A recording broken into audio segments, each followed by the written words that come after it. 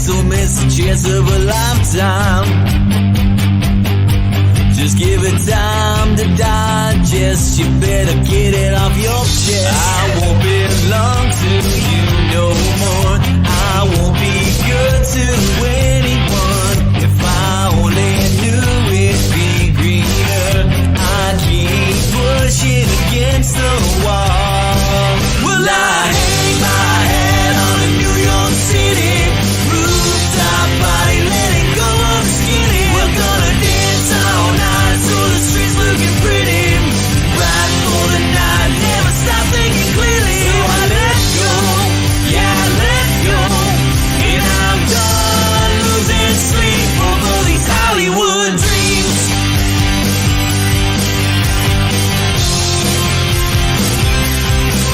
In the big time,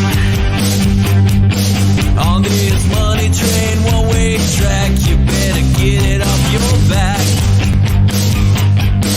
before it leaves you behind. You better pick up the slack. I won't belong to you no more. I won't be good to anyone. If I only knew it'd be greener, I keep pushing against the wall outside.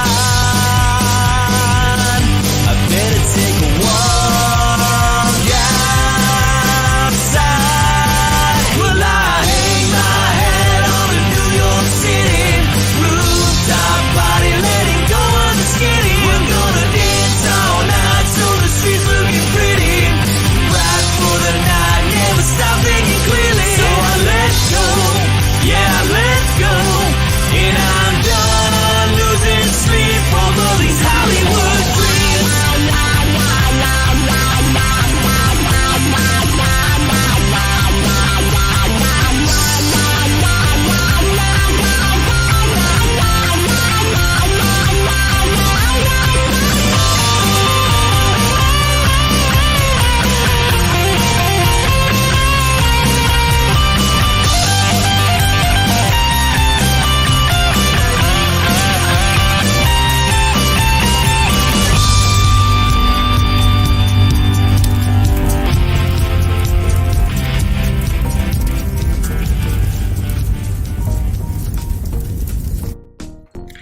Salute, everybody. I hope that intro was just as excited for you that it was for me. That's a fantastic intro. I was over here jamming, banging my head. But before I continue talking, I want to see some thumbs up in the chat, guys. Feel free to hit that thumbs up and support the channel. Make sure, I just want to see some thumbs up in the chat to make sure you guys can hear me before I continue to talk, because I've got this bad habit of muting myself right when the chat starts. So with that, you guys, happy Saturday, everybody. Happy Saturday. If you guys can guess what this is right here, feel free to drop that in the chat. But I will give you some clues. It's delicious. Deliciousness, I'll tell you. But yeah, it's been a great work week. Got a lot of stuff done at work. Got a ton of stuff done. And here we are. I mean, it's Saturday night. I did an overnight cook Friday night into today. I'll tell you what I cooked. I did some brisket overnight. A delicious prime brisket that I found in my local HEB Plus. Man, that was a great brisket. Oh my God. Sliced that sucker up about an hour ago. Man, really, really good one on that one. Today, to go with it, I did some cream cheese jalapenos wrapped in bacon. And I also did some sausages. I did some HEB brand sausages, just your standard HEB branded sausages, original. And I also did their jalapeno sausages, which happen to be my favorite sausages right now. The jalapeno sausages is just fantastic. I'll tell you that. Ain't no lie when it comes to that. Those sausages are fantastic, man. I tell you, guys. So again, if you guys can hear me, I'm scrolling down at the bottom of that chat, and can you guys hear me? Okay. I hope you guys can hear me.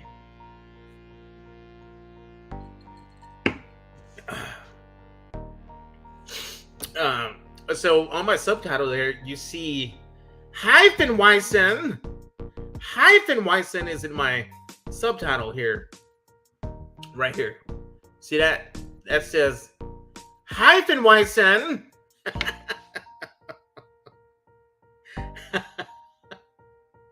I don't know if it sounds great because I am rocking my earbuds. I am working on upgrading my condenser, but I think I'm going to go dynamic. And you'll see why. If you go condenser versus dynamic on Google, for me, for my lifestyle, for my diet, for my choice of Hyphenweisen, it has to be dynamic, I think.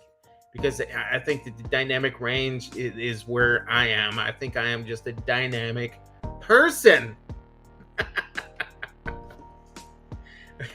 But yeah, that is what's going on, buddy.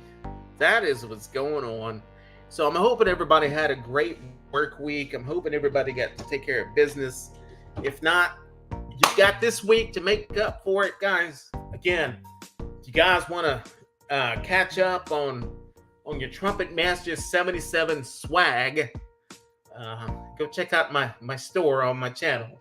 You can rock yourself a shirt like this, all kinds of colors, not just black, hoodies, coffee mugs, beer glasses, anything you can think of that supports the channel. Very much appreciate that if anybody is really interested in any of the Trumpetmaster77 swag. But with that subtitle, let's get this cracking, shall we? And crack open a Hyphenweisen.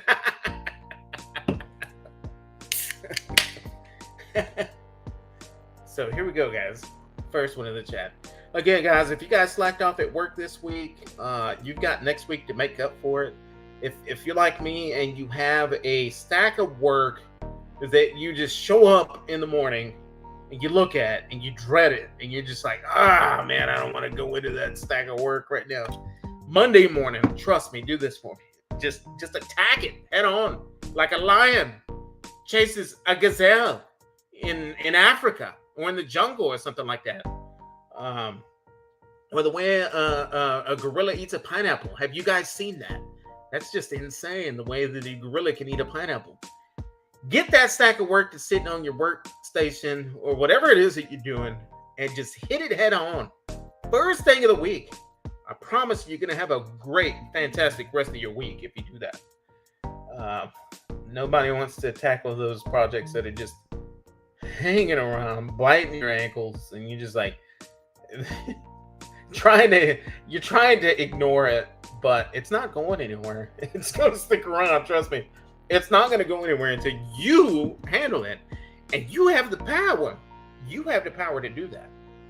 So, yeah, let's let this Hyphenweisen relax for a minute before I continue to pour the rest. But that's what I did last week, guys. I tackled a big stack of work last Monday that I had been dreading to get into. And, you know, I was really surprised and happy that when I got into it, it wasn't as bad as I thought. It wasn't as bad as my brain was making it out to be. So I was like, you know what? Bring it on. Let's knock it out. And we did it, man. I was in and out, dude. Gone. Just got it done. So very productive when it came to the work week. And that's kind of the way that I tackle different things here. Just head on like that. Excellent cook, guys. Overnight cook that I did. Very, very satisfied. Man, the tenderness that brisket was just, I'm telling you, man. I've got my college boy. He's still in town. He leaves like in another week. He has to go back to campus to Montana State. He's going to be a one of those Jurassic Park cats. He's a dinosaur doctor, is what he's going to be. But yeah, he tasted that brisket, man. He's like, man, that's why I enjoy coming back home. I'll tell you, it was good. And I'll tell you guys what I used too. On this one, I used a combination of different rubs. I'll get into that later on in the show. But all in all, everything came out great. Everything came out fantastic. I'll tell you, fantastic. Nice barkiness, not overly salty, just delicious. You know what I mean? Just a delicious, perfect freaking brisket, man. I'm telling you. And I did snack on it when I was slicing it. Maybe I'll share some pictures with you guys tonight. But I won't eat until the live's over. You know, I won't eat until the live's over. But yeah, that's the plan. So, what else happened this week? Oh man, I was gonna touch on something.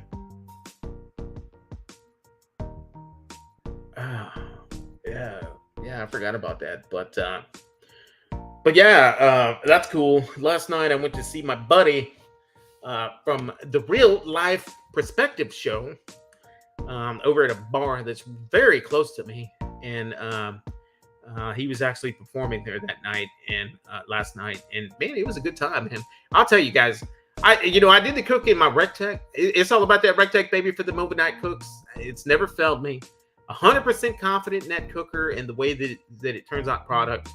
And in my busy lifestyle that I live, it works with me. You know, works for me. And so what I ended up doing, man, I loaded up that brisket. It was like 6 p.m. yesterday. I turned it on low and slow, 225 overnight. And after that, I picked up my other son, who started band camp this week, so I had to go and pick him up. And my buddy Real Life Perspective was going to be performing at this bar, and I was like, man, I'm gonna go hang out. I hadn't been in this brand new bar, and man, it was a good time. It was a good time. We ended up going there, and it felt great just actually being there, having some drinks. I was rocking some Coronas and some Mexican martinis, and just being there, knowing that I had a brisket in the smoker. And 2 times when I was there last night, I actually grabbed my phone and I checked the temp. And I was having a great time. I was having a fantastic time. Yeah, I was having a fantastic time. So that, pellet grills, guys. Pellet grills are here to stay. They're only going to get bigger and better.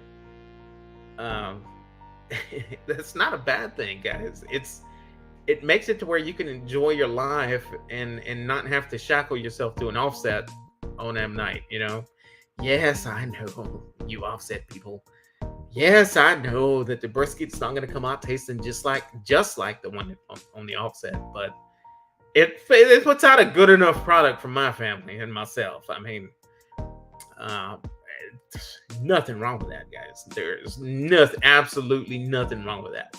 If that works for you. So if you're in the market for a great pellet grill, pellet smoker, or anything like that, and you feel like you might sell out or just by purchasing one, don't feel like that, because pellet grills are here to stay, and they're only, like I said before, they're only going to get bigger and better.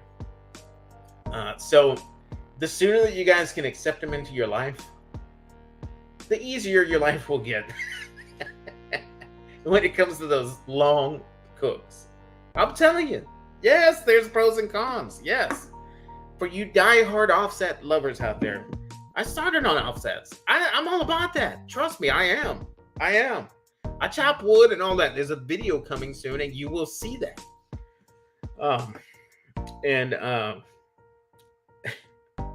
But you see my videos.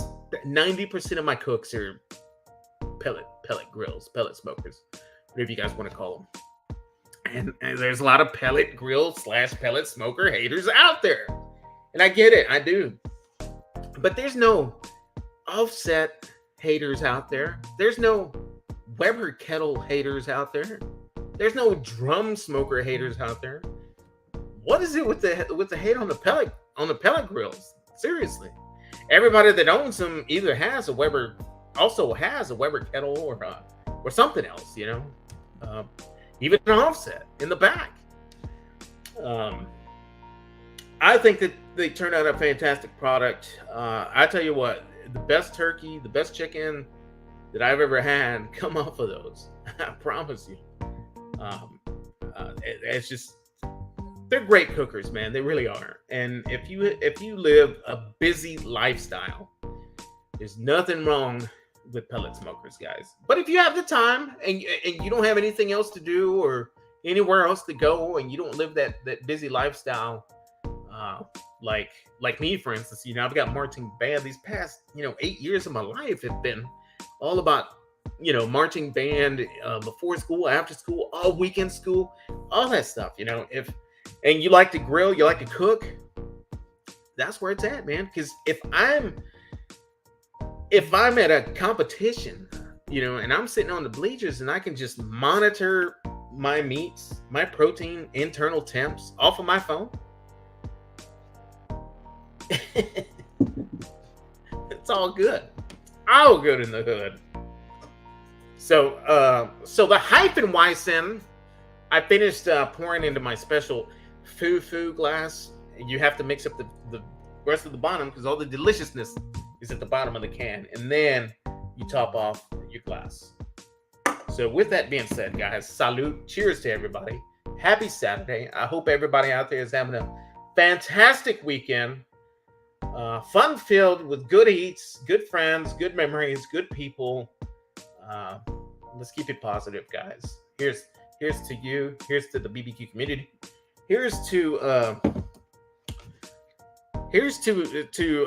my brother out there that's having certain challenges right now, Mr. Robert Sierra. His current battle that he has right now, guys. If you guys know who Robert Sierra is and what he's done for the BBQ community and the things that he's going through at the moment, cheers to you, my friend. I hope everything is well. I hope you get well soon, and you have one hell of a community backing you up, my friend. Salute.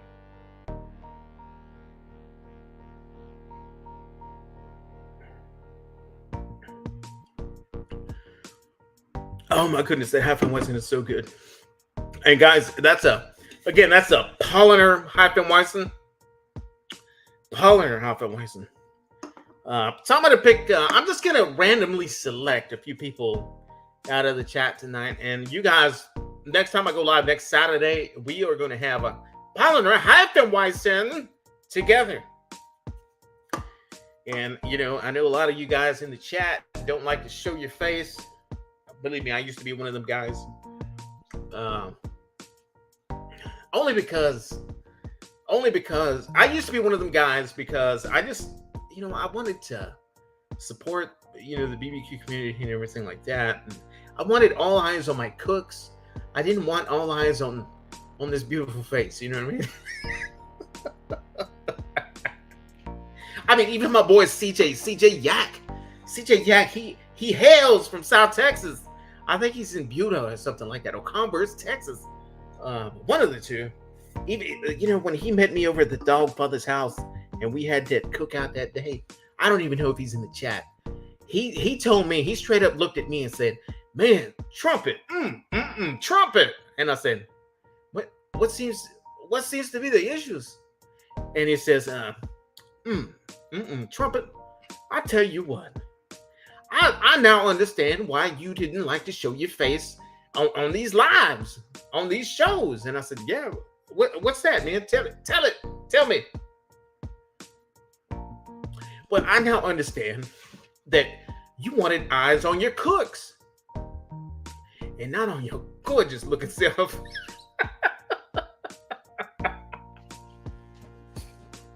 I said, thank you for that, CJ Yak, man. I really do appreciate that, man. Thank you. You don't look too bad yourself.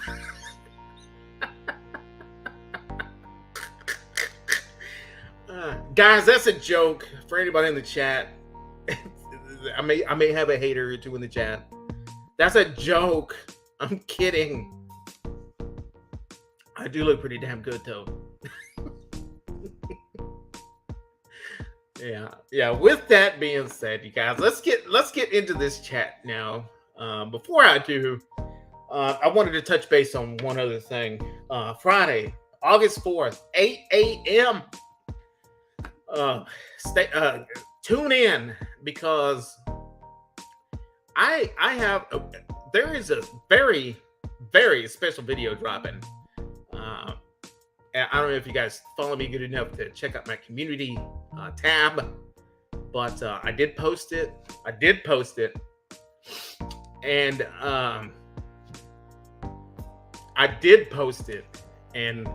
I do have episode 1 of the Bro BQ Adventures dropping August 4th, Friday. That's this coming up Friday, 8 a.m.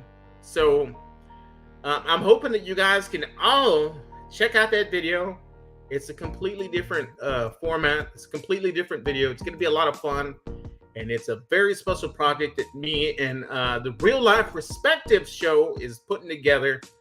And he is just the man. That is my brother from another mother. So with that being said, guys, I'm going to go and try to get into this chat. But before I do, I want to bring up a special person to this chat. And this person happens to be somebody that is very well respected in the BBQ world.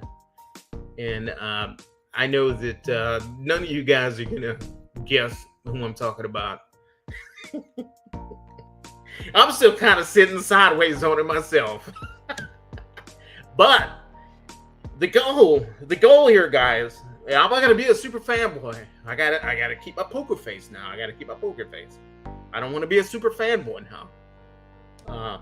The goal tonight, guys, is to have a beer with one of my BBQ heroes, and I'm sure that he's the same. He's got to be somebody. You guys is the hero in the chat as well.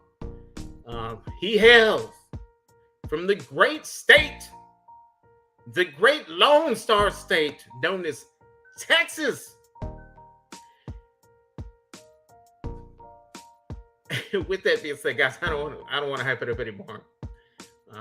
Let's go ahead and bring him up, guys. Let's give a big Trumpetmaster77 BBQ warm welcome to 5, 4, 3, 2, 1, Mr. Arnie Tex from South Texas. What's going on, guys? Salud.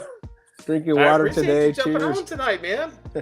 Huh? Thank you for joining me tonight and having a cold beer with me, Mr. Yeah, Arnie man. Tex, Thank you for having me. I know. Appreciate it, man. It's an honor. Yeah. So, any good, interesting cooks happened today? Any what now?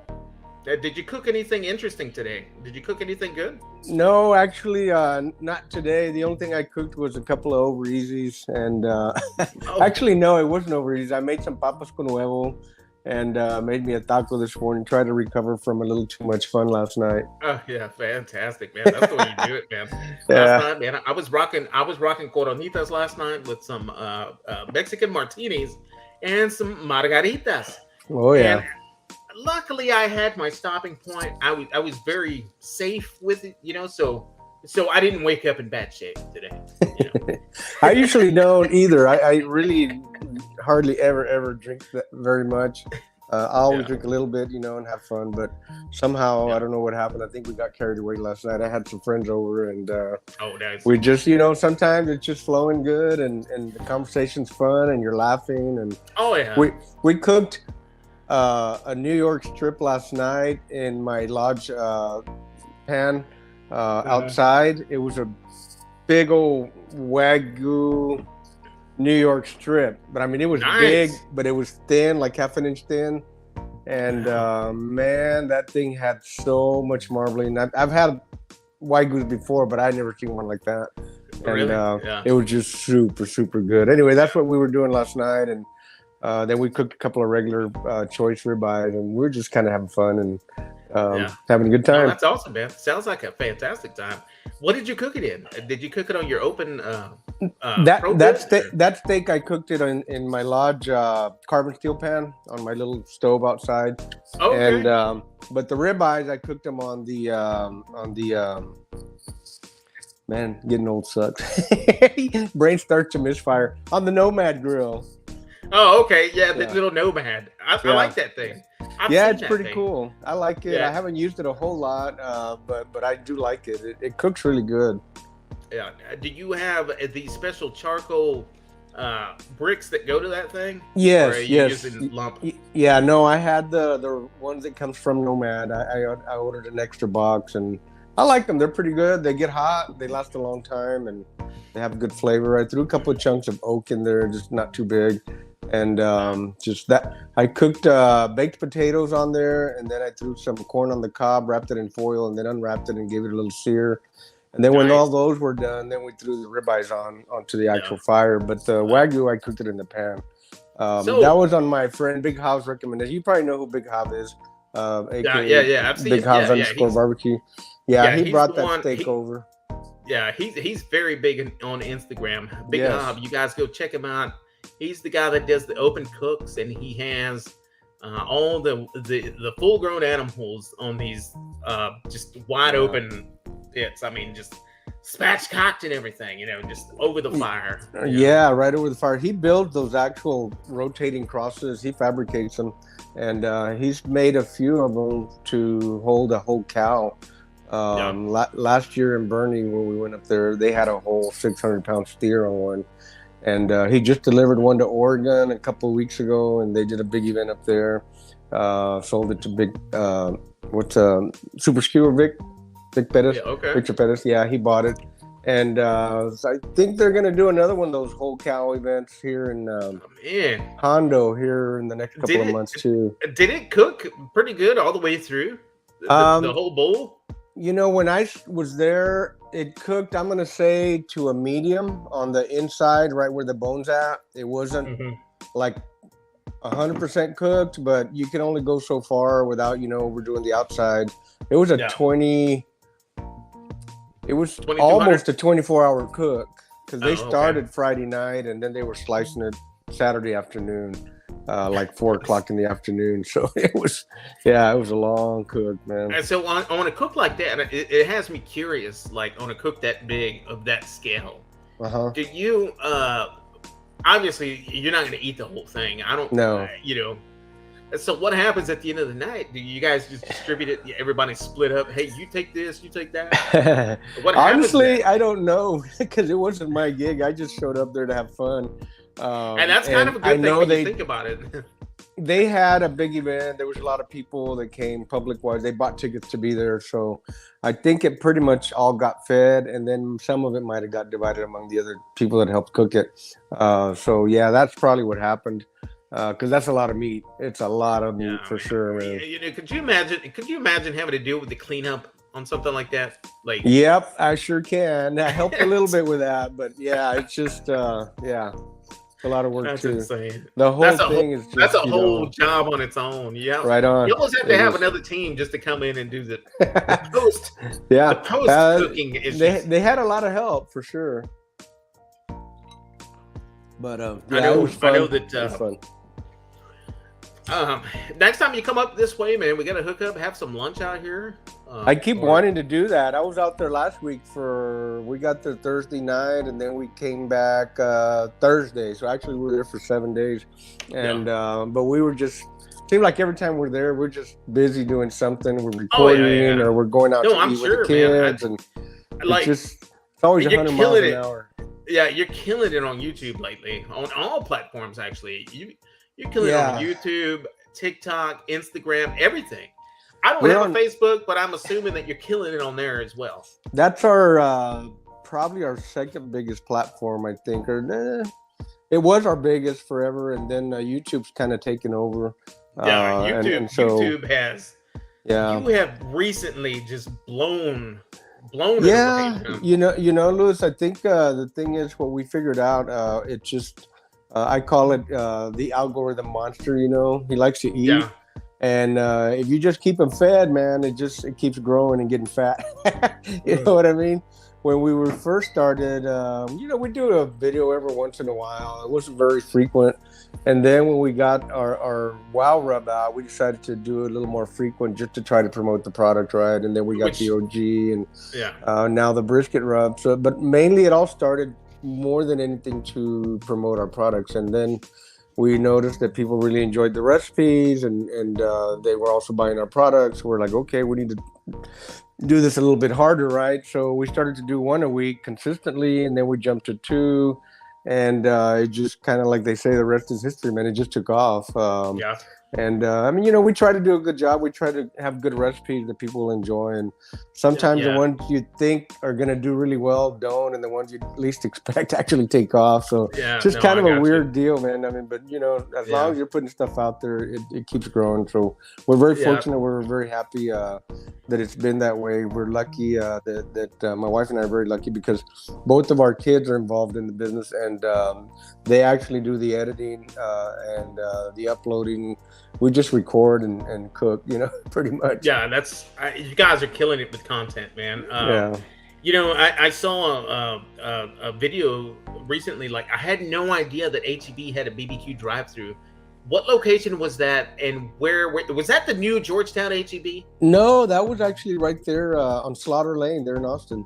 Oh, okay, down south. Okay, Slaughter and 35 on South Austin. Okay. Yeah, right there. And I didn't know they had drive-throughs either, but because my son lives not too far from there, off of 71, and I think it's Riverside, up there by the airport. So we passed by there all the time, and so we saw that, and we were gonna go inside the store, but we had all the camera and stuff, and he's like, "They're not gonna let us film in there. Let's just go through the drive-through, and you can sit on the tailgate." Yeah, that was my son's idea, and it worked out good. It worked out really good. Yeah. Which, by the way, he does a fantastic job editing your videos, your content like that. Yes, they do. Both of them do. Is that what he does for a living? Does he edit? Is he a content editor? Yes, he pretty much, like Danny, pretty much has always worked in the photo video industry, and he worked for a big firm out of San Antonio the last couple of years. And they moved to Austin so that my daughter-in-law could finish her PhD there at UT and in her field. And my daughter lives in Chicago. She moved up there last year, and she does all the editing.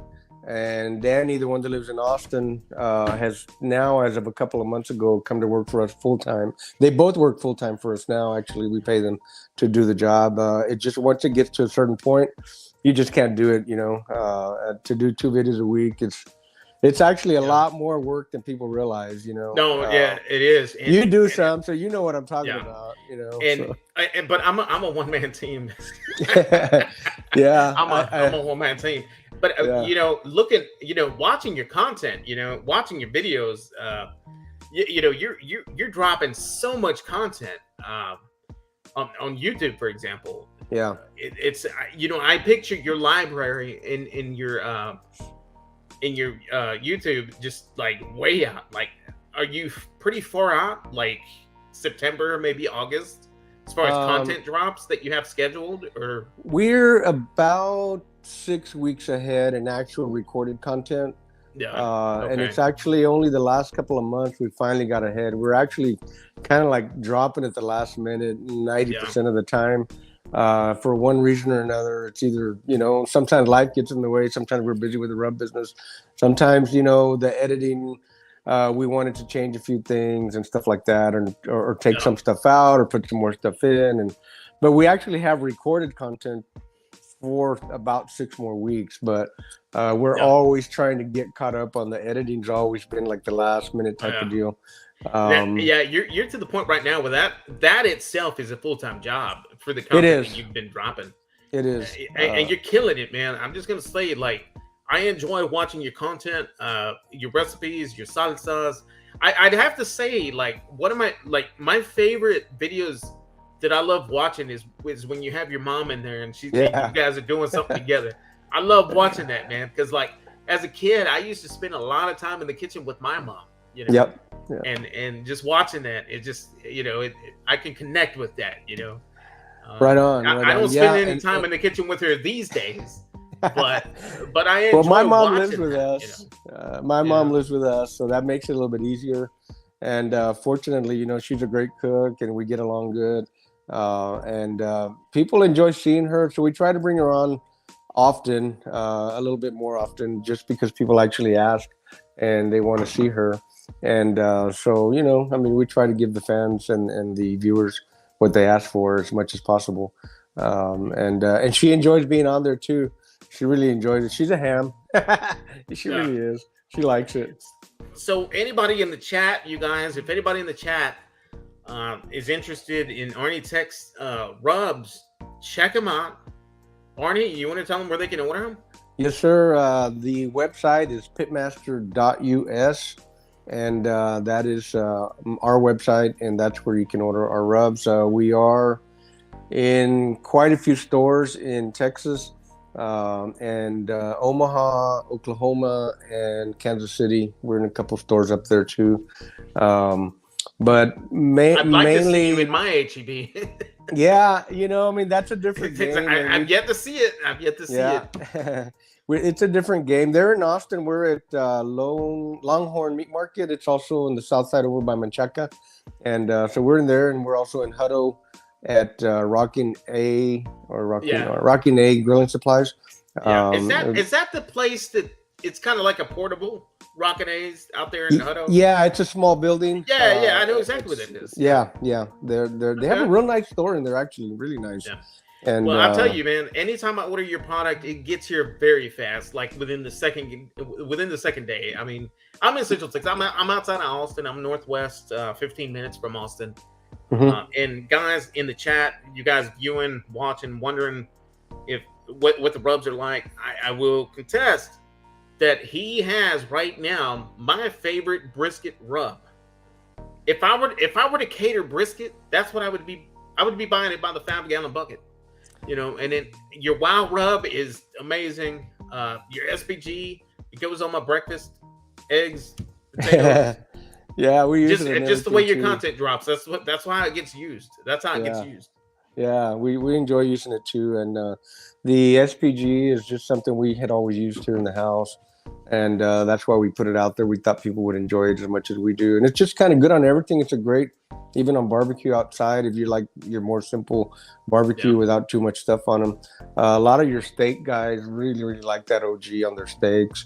And the WOW was originally a steak rub too, but it was so versatile. People started using it in a lot of different things, from micheladas to Bloody Marys to pork steaks and stuff like that, and beer salts. So we're like, all right. So we changed the original label said steak rub. And so we just changed it to barbecue rub because everybody uses it on so many different things. And, so we've been very fortunate that we have some good recipes on those rubs, and people really like them. And we sell quite a bit. Hey, puppy dog. What's up, pups? Nice, man. Arnie, you got time to answer a few questions? Sure. Go ahead. Guys, if anybody in the chat has any questions for Arnie, type them in. And I will highlight this question. I'm going to go ahead and fast forward to this chat here. Because I know my man, Arnie, is busy all the time. So let's go ahead and get it. Oh, here it is. Somebody had to drop it. Fat side up, fat side down. If you ask me, real life perspective, you're about to cross the damn line. Yeah. Everybody, the general rule is, fat towards the heat, right? So, like if you're on a drum, they usually recommend putting the fat down. But honestly, I've done it both ways, both on the drum, on the pro pit, on my offset stick burners I've had. And at the end of the day, I mean, it works both ways. I will say this. I mean, I've always been a hot and fast guy. Previously, and when COVID came in and we were all stuck at home, I mean, there wasn't a whole lot else to do but barbecue, right? And so I started playing a little bit more with a lower temperature, and just for fun, to kind of make the day go by slower, and with fat side up. And I do honestly believe now that I prefer fat side up. And 250, 275 is kind of where I like to be now when I'm cooking a brisket. It just seems to render a little bit juicier brisket, a little bit nicer bark because you go a little bit longer before the wrap. And I've always kind of thought that whole tallow stuff was kind of a gimmicky thing, you know. I've never done that. I've never even tried it. Well, I always thought that it was kind of gimmicky, you know. But a couple weeks ago, I did. Did you try it? Yes, I did a test. I ran a brisket on the RecTech on the bull and one on my Pro Pit, and both of them were choice briskets. I wrapped both with some beef tallow. And I mean, honestly, they were two different brand briskets, so I can't even say it was because of the brand. Both of them were just incredibly juicy. I wrapped them in paper, and I've never seen so much au jus in a paper, in a brisket, in a paper wrapped brisket. And so I was kind of blown away. I'll definitely have to try that. I'll definitely have to try that. I still have not tried it to this day. Honestly, I don't know if it was because of the tallow, because it was my first time ever doing that. So I'm going to have to try it again just to see if it really did make that difference or not. But I was pretty blown away that they were that juicy. And both of them were different pits, different brands. The one in the Pro Pit generally ran 275, sometimes got away to 300. The one on the bull on the RecTech pretty much ran at 225 all day. I put it up to 300 just for like 30 minutes right before I wrapped it. Just to kind of set the bark a little tighter, and then I put it back down to 230 and just let it run. And it only took an hour longer than the Pro Pit cooked. And both of them, like I said, different brands. Both of them cooked on different grills, and both of them were incredibly good and juicy and moist. Just you got to try it, Lewis. You got to try it, man. I'm definitely gonna try that. With that being said, I've got somebody else in the basement here. He hails from South Texas. He's your neighbor, Mr. Arnie Tex. He is your neighbor. He is from a little town, a little north of Mexico, from a little town called Westlaco. Let's go, Mr. Westlaco. Let's go, Mr. Al Lunasico. Let's welcome Mr. Al. There's another Texan in the chat. What is going on, brother? What's going on? Cheers, guys. Cheers. Please excuse my hyperness. I'm having a good time tonight. But I saw a video of yours, two actually recently, Arnie. That number one, I did see a comment right here. I saw that short. That's amazing. Congratulations on that, now. Yes. I can barely see on my phone, but I can see it with my glasses. Yeah, that was kind of a random deal. It just he ordered some rubs last year. I want to say like October-ish or something like that. And he gave us a shout out then, but he kind of didn't say the name right, so not a lot of people figured it out. And then he did it again here recently, and we're like, wow, that's pretty cool. He actually likes that OG a lot. That's awesome. And so we just made that little short reel about it. And honestly, man, it blew up our online sales. We had a lot of sales in July. Right after that little incident. And it just really, really was pretty awesome. Really, honestly, it was. Because I'm a big Joe Rogan fan. I watch a lot of his videos. I think he's a pretty cool dude. And so I was kind of blown away. But like I said, we've been very blessed and very fortunate, man.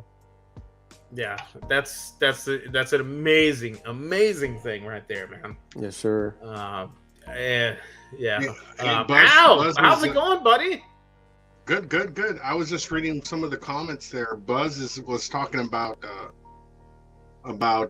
seeing one of my old videos, the Takis videos, the Takis Wings videos, and I was going to comment to Buzz that Arnie actually does. From the same location, from the same meat market, Vera's Meat Market, he actually does more than just the ones I did. The Takis, he did, I think, the hot Cheetos. And what else did you do, Arnie? I know you did the hot Cheetos, and then there was another one you did. Yeah, Vera's has several different ones. And the first time, we actually recorded that deal twice because the first time we did it up in Haslett, Texas, and some of the recording wasn't quite up to our standard. I was on my own out there and didn't have my whole lighting set up and whatever, right? So we actually cooked the Takis wings, we did the hot Cheetos wings, we did the mango habanero, I think it was. And then he had another one that was called Atomic. And I took every one they had. I think there's like 7 different ones. We took them all up there to Fort Worth, and we cooked them up there, and they were all really good, man. Really, really good. Yeah. The only thing, I would say none of them were really like super hot or spicy. The Takis looks hotter than what it really is. Yes, honestly. Yes, they are. We did those 2. We were up in Austin last week, like I was telling you, Louis. My son had signed me up for this hot challenge. I don't know if you'll see it on YouTube here in the near future. I'm not allowed to talk about it yet, but he signed me up on this deal with another big YouTuber that lives there in Austin, and holy cow, man, that stuff was bad. I mean, I think after being in that little gig, and honestly, when it came down to it, they gave us 5 meatballs to try first, to kind of build up your resistance. And when I bit the final product, it was a 1-bite deal. I just like, oh my gosh, no, man. I had one more bite in me, but I was like, why? I'm not going to win this contest. I know I'm not. So I'm like, I'm out. And I was like, I think I could probably win any jalapeno eating contest now. That's awesome. Yeah. Hey, Arnie, go ahead. Can I ask a question real quick? Yeah. Sure. I know go ahead. that it's past the date, but Edinburgh had the high stakes just a couple of weeks back, and I know last year you did a class right before the high stakes. Yes. Where people can kind of get pointers right before the competition. You didn't do one this year or did you? Because I was looking out for it. No, we did not. Honestly, it didn't even cross our mind for some strange reason. I don't know why we didn't think about it, but we probably should have done it. I think there's always people that are wanting to learn. And it could be that we're just so busy recording videos that we can hardly keep up sometimes. That might be part of the reason. We get invited to do a lot of other things, and we haven't even really done any competitions except the San Antonio Rotary this year. And mainly just because we're so darn busy, man, trying to keep up, like I said, with that algorithm monster. He likes to eat. Yeah, that's awesome. Arnie, so back when I was in the market for the pellet grill, for the perfect pellet grill, I had already, after much research, decided on going Rectech. Okay. And one of the videos that popped up was yours, and you had a Rectech RT700 bowl that you got, and you did the smoked burgers on it, and that right there cemented the fact that I was going to go Rectech. I saw a video of yours recently, short, that you are now part of the Rectech team. Yes, sir. Yes, sir. Rectech, baby. Yes, sir. Rectech all the way. That's actually what I was doing right now. I've got Rectech. another. I got me another bullseye, the X model, the 380X. Did you run it up to 1,000 degrees yet? Well, I was actually outside assembling it just now, right before I came inside. Oh, nice. So I'm about 3/4 of the way done. I'm not quite done yet, but I'll be done tonight with it. And tomorrow we're going to put it to the test, and we're going to see how good it goes on fajitas. Dude, I'll tell you, that thing is badass. They get hot, man. I have another one still, and I bought another one I gave away to my brother-in-law, and another one that I gave to one of my kids. And man, I love those things. The bullseye is just a really good little grill for the money, man. It really is. You know what I like cooking on that bullseye? I like doing pork butts on the bullseye. Yes, I've done one of those too. That thing does fantastic. The bark that you get on that bullseye is just amazing. And Arnie, honestly, that's my turkey cooker. I spatchcock turkeys and I cook them on that thing. Really? I love the way they come out on that bullseye. Yeah, they're awesome. Yeah. I did a pork butt last year on mine.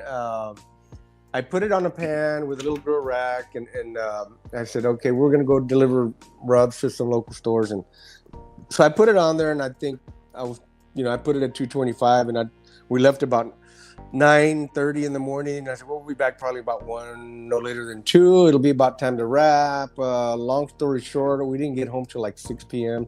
And I was just like shaking in my boots, and I was like, man, that thing's probably going to be all burned to a crisp or whatever. Might be too late to wrap, but it actually was perfection. And it didn't even need to get wrapped. It was already done. And so I actually just took it out and put it in the camera for about 30, 40 minutes, pulled it, and man, that thing was so good. Yeah. I love the way those things cook a pork butt, man. Yep. You know, I've got hams. It's you know, I have 3 Rec Techs in my arsenal currently, and I have the 700, the Bullseye, and I've got that BFG, baby. That BFG. It's all about that BFG. I have not cooked anything in it yet, though. I've just done the burnout on it so far. There you go. There you go. But, I'll look forward to seeing those videos or what you cook on that.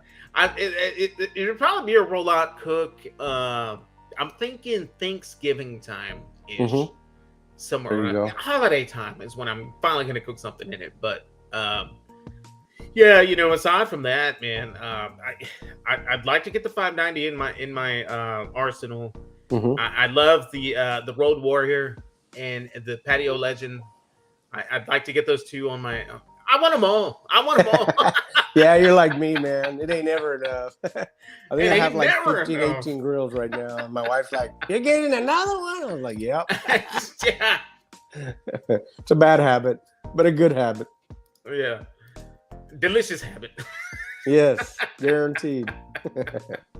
Yeah, and you know what? I really like my pellet grills this time of year when it's so dang hot out there. That's what I'm saying. I'll go put a rack of ribs on. Yeah, I'll just go put a rack of ribs on the Bullseye, put the button in the house. And I go back in the house. Exactly. You ain't got to put another stick in it. No, dude. Yeah. And dude, it turns out an amazing product, right? It Delicious. does. Yes, I know that it doesn't taste exactly like it came off of an offset. Yes, we all know that. Yeah. But you're getting delicious proteins at a touch of a button. Yeah. and I'll maintain that it's pretty damn close to a stick burner. It's maybe not exactly, but it's pretty damn close. And honestly, we like our ribs on the Bullseye as good or better as anything else, really. Yeah. No, I'm telling you, on that 700, I did that brisket overnight, and I used a different pellet from Bear Mountain. The bold pellet. Oh, okay. Oh my goodness, man. Are they good? That is a completely different. Wow. Ow. I need to try that. That bold pellet is great, man. Bold one. I need to try those in. Yeah, because normally it's all about. It's gonna be kind of hard. It's gonna be kind of hard to take me away from that gourmet blend, man. That gourmet. Yeah, the gourmet smells delicious, tastes delicious, looks delicious. Yeah, the gourmet's good too. I've tried that one. It's really, really good. It has like a hint of sweetness or something that I don't know what has me on that one, but there's something that really. You guys ever try the maple pellets? I had bought some. I'm trying to think of the brand at Walmart. I bought some maple pellets, and on pork, it's just so good, man. So good. Have you tried the apple pellets on pork? No, I have not tried apple at all. That's one of my sponsors is Bear Mountain Pellets, so I have them all out there.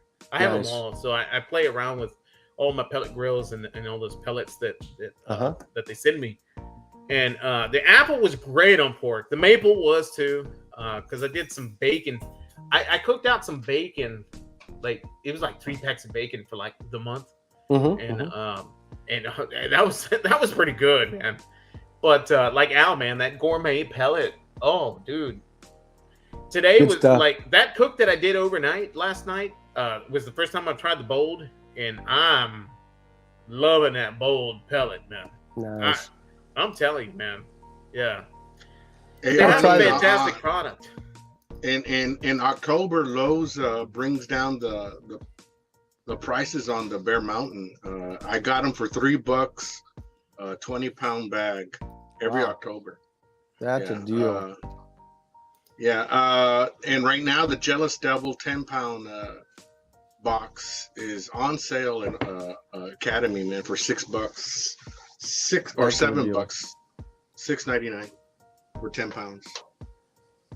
Yeah, that's awesome. Artie, any big projects coming up anytime soon, bud? Hang on, I'm trying to get my phone in a better Other than us three hooking up, eating some BBQ up here in my neck of the woods? For us, not really. We're just kind of doing our thing, man, trying to come up with creative ideas and do things that we hope people will enjoy. I'll tell you what we did do, and we'll be dropping this video here soon. While we were in Austin, we went on a taco tour, and we ate at 5 different taco trailers, and quite frankly, they were all really good. So there's no winner. No, man, they were all. When it comes to that, the winner is going to be the cheapest one. Yeah, there you go. Yeah, no, the winner's me because I got to eat them all. There you go, or that. Yeah. Really good stuff, man. We were very, very happy with everything that they're putting out up there in Austin. Austin is such a foodie town, man. We really enjoy going up there and trying different stuff. My kids like to eat out a lot, so they always know all the good spots. Yeah, that's awesome, man. That's awesome. Like I said, I mean, that's a full-time job for them, editing all your content. You were killing it on YouTube, my friend. I'll tell you, man. It feels like it was like a few months ago that you were rocking 20, 30,000 subscribers on YouTube. And if you look at that now, you better add a 0 to that, you know? Yeah, man. It just, like I said, it seems like after last September, it just kind of started to take off. And then this year, just like, man, it just kept going. And we're just. But, you're dropping great content. You're killing it on YouTube. I enjoy all your videos. I enjoy all your shorts. Appreciate everything that you're doing out there, man. I'm so psyched and happy that you jumped on my live tonight, man. I really, really am. My pleasure, man. It's an honor. Thanks for having me. I think we're gonna hook up for lunch out of here. It'll be on me. I'll pay. I'll buy. You pay Okay. it, man. We'll do it. You're up in There's so many places up this way that I still have not tried, and we just need to hook up and go and eat at one of those places. I agree. There's plenty of places there that I still want to go eat at. Barbecue wise, I know Brotherton's is right up there. I haven't been there yet, and I did go to Interstellar one time, but we went there. Okay. We got there late, and by the time we got there was no brisket, but they had ribs and pork butt and sausage, so we ate some of that. It was really, really good. But I want to get there early now to try their brisket too one of these days, and there's a bunch of other places there that we'd like to try as well. You said you're in the northwest side of Austin, like Leander? Yeah, I'm northwest. I'm 15 minutes northwest, via toll road, via 183A. Gotcha. I'm in Leander. Leander, probably heard Leander. Yeah, that's my wife's nephew has a coffee shop / brewery thing there. It's called Red something. We were there in Leander. Red Horn. Yeah, Red Horn. Red Horn Brewing. Yeah, Red Horn Brewing. Yeah. Is he the one? Are they off of Baghdad? I'm sorry? Are they off of Baghdad? Baghdad? I don't The road? know. I don't know. Red Horn Brewing. I've heard of Red Horn Brewing. I need to look them up and go check them out. Yeah, it was a coffee shop, and then I think they added the brewing later. Anyway, he's one of the owners there, and I think there's a couple of partners. And it's a nice place to hang out and have a couple of cold beers and just get something to munch on. Yeah, there's so many breweries around me. There's another one called Humble Pint that I want to go check out. I don't know if you've even been to that one yet. No. It's called Humble Pint. No, I haven't been there. There's the Thirsty Mule that's right up the road. There's a couple places out in Liberty Hill. Gotcha. Yeah, I still have not tried the Red Horn Brewing, but I've heard of that one. I have heard of that one. That's your nephew? It's my wife's nephew. Yeah. Have you been to it? Yeah, we were there the last time we were in Austin about a month ago. We were up there, and we ate some food there, and we drank a couple of beers and just kind of hung out to see the family. And pretty nice place, man. They do I think they do like karaoke night or something like that too, and all that, all the fun stuff that the young crowd likes to do now. They do a bunch of that stuff too, so it was fun. We had a good time there. Yeah, for sure, man. Is there any more questions for Mr. Arnie Tex in the chat? I know he's a busy man. He's got some He's got some experiments to be cooking. Yeah, for sure, man, for sure. And then that's the other challenge. When you're putting out 2 videos a week every week, is what do you do next, right? I mean, we kind of ventured. We started as just a barbecue channel, right? And then we just kind of started to venture into just good old home cooking meals that we enjoy eating at the house. Mainly because, I watch some of these other guys too, that are barbecue channels, and it's like, all right, you can only do brisket so many ways. So they're always just coming up with all these weird things, and I'm like, all right, I'm not going to get weird on brisket, man. Other than leftovers, do stuff with the leftovers. But so we just started doing other stuff. And I think that's one of the things that helped our channel, Luis, is just we have a broader audience, I guess, because we're diversified in what we actually create content-wise. And so it's been good for us. We're real happy with the way everything's performing. Yeah, that's awesome. I'll tell you, there's something that Al has talked about recently on a couple of lives.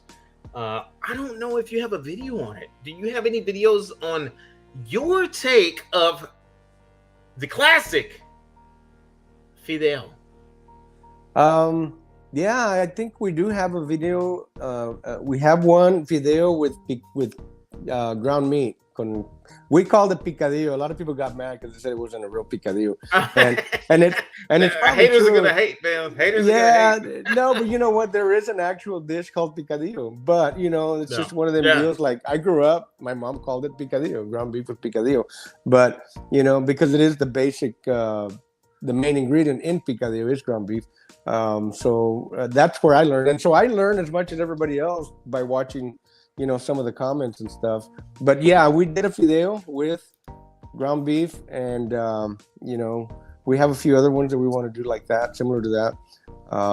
But for sure, we do have one there. Go check it out. Yeah, I love Fideo. There's a lot of dishes here that aren't. I guess they're unique to our area. Yes. Like one being like, I wouldn't say they're really dishes. I guess it's more of what we call them as opposed to what other places and I did one called and you're going to be familiar with this, but other Hispanics in different regions, they were like, I've never heard of a sincronizada. Oh yeah, but here in South Texas, it's a big thing here. Yeah, it is. Yeah. I saw that video. I'll be honest, man. I'm up further up out here, and I saw my boy Al's video drop this a sincronizada, and I was like, this fool making a quesadilla. I've never heard of it called a sincronizada. But like he said, like he explained, it's like a regional thing, Right. Meaning, like at the end of the day, I can call the same thing like a bluebonnet, for instance. You're going to call it what it's known for in your region. Right on. Yeah. So and even then, the sincronizada, I mean, down here it's a big thing, but even down here from one restaurant to another, it's not exactly the same either. Because we used to make it in our restaurant. Yeah, there's a basic foundation of it, though. Yeah, the basics there. You're right. Because we used to make it in our restaurant, and I've seen it at a couple of places where we eat, and it's not the same way that we used to make it. Each place I've seen it, it's a little bit different, but it's still very, very popular down here. And you're right. It's a regional thing, and every region has different things. The one that was really wild for me, and that's why I made a couple more videos about it, was the fajita. I mean, people call fajita this, some call it arrachera, some call it a ranchera, some call it something else, and it's just weird. People get into arguments and fights over the silliest things, like that, and but I just try to go with the flow, man, and try not to piss anybody off, but they'll sit there and argue about so many things. It's kind of funny. So Buzz is mentioning that I might have forgotten to ask about the questions in the chat. If anybody has a question for Mr. Arnie Tex, please drop it in the chat right now. And guys, please excuse me for a minute. Let me go get another refreshment. I will be right back.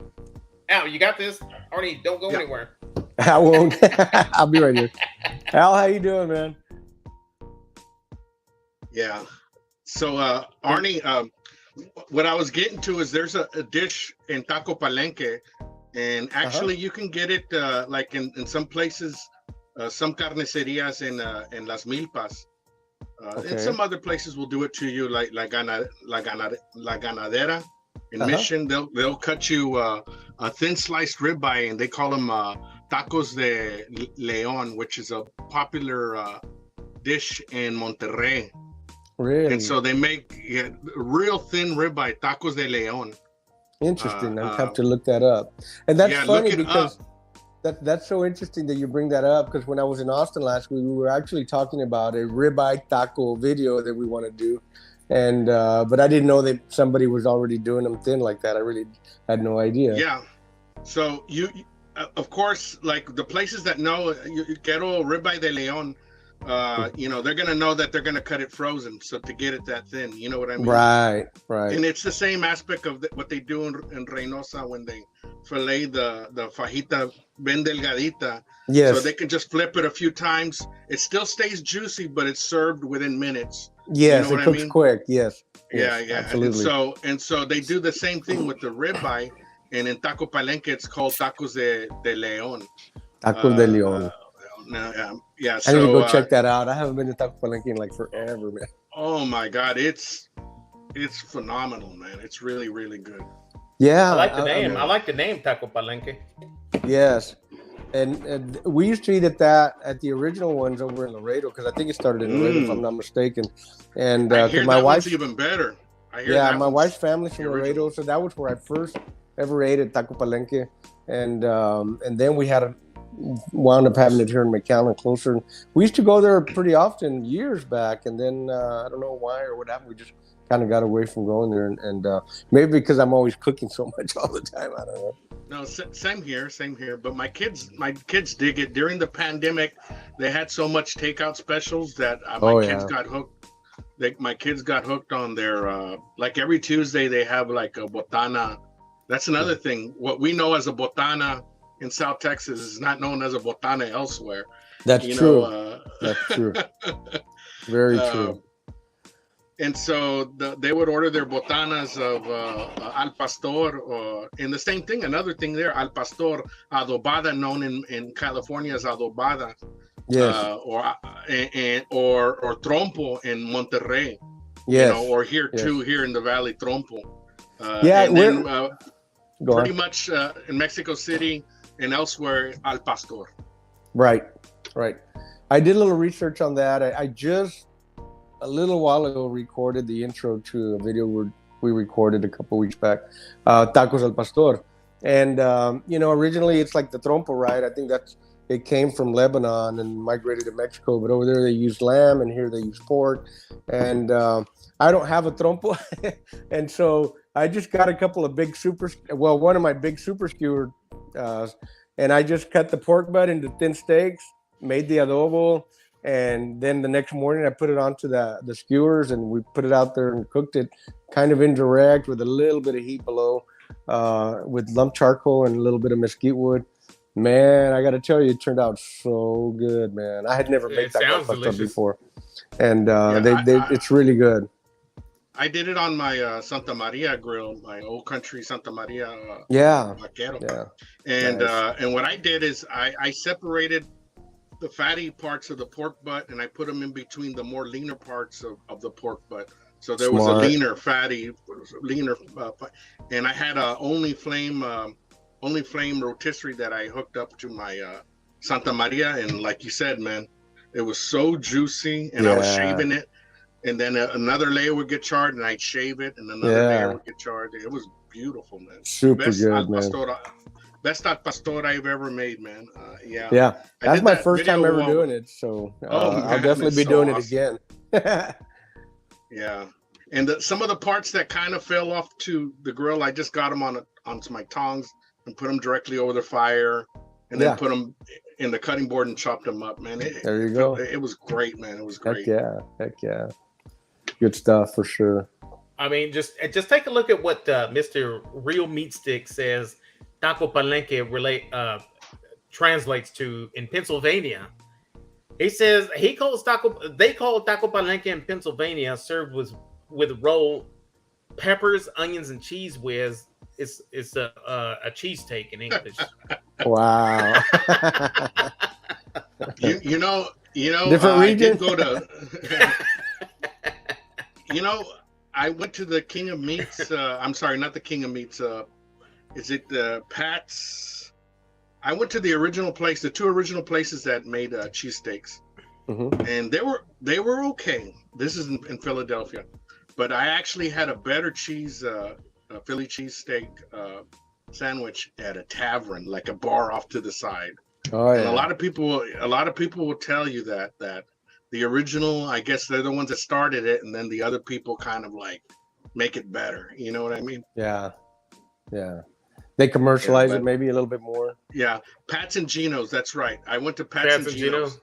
They're right across the street from each other. Wow. Yeah.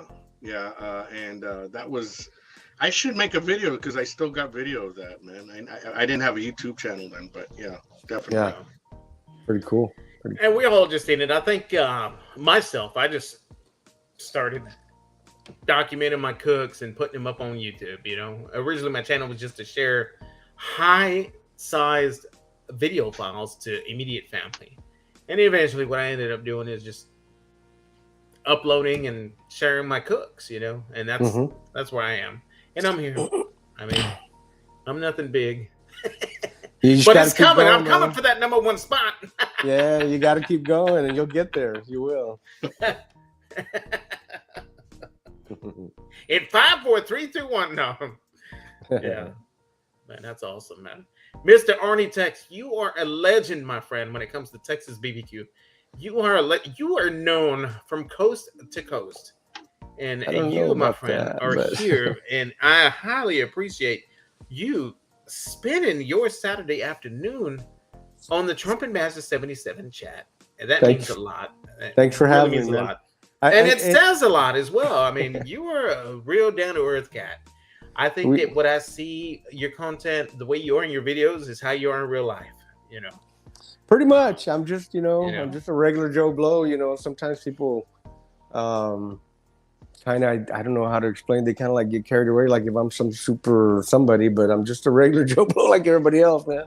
You know, I just am on there, more than most people, and I cook a little more than most people. But, I mean, I make mistakes too. That's why we like to put those bloopers in there too sometimes. So yeah, I like that. People can see that we're just human. That's a fun touch to your video. Yeah, we're just regular people like everybody else, man. And if anybody in the chat's like me, we're it's not that we're rooting to see the end of the video, but we know that the end of the video has come, and we're just ready to watch those bloopers. Right? That's the funny stuff right there. Yeah. People enjoy that. Yeah. Yeah, it's a lot of fun, man. It really is. Guys, any more questions for Mr. Arnie Tex? Oh, it's not a question, but it's more of a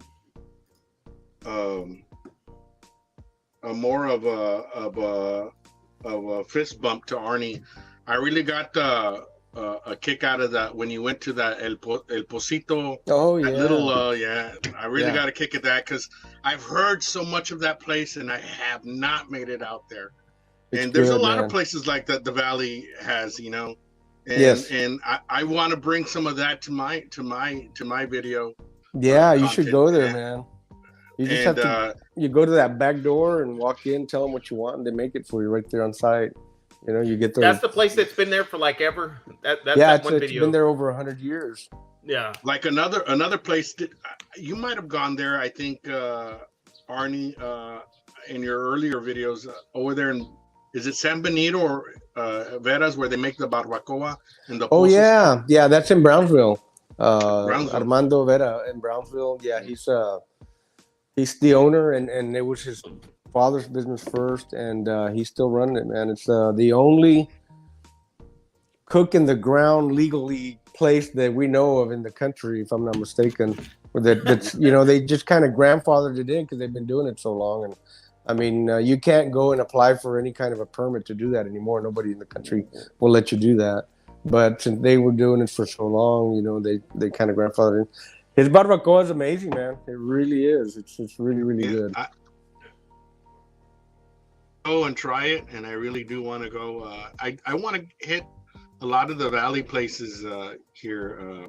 Yeah. I did. It sounds like down south Texas, videos, you guys have a lot of special places to hit. You know, there really is a lot of places to eat around here now. It didn't used to be like that as much, but it is now.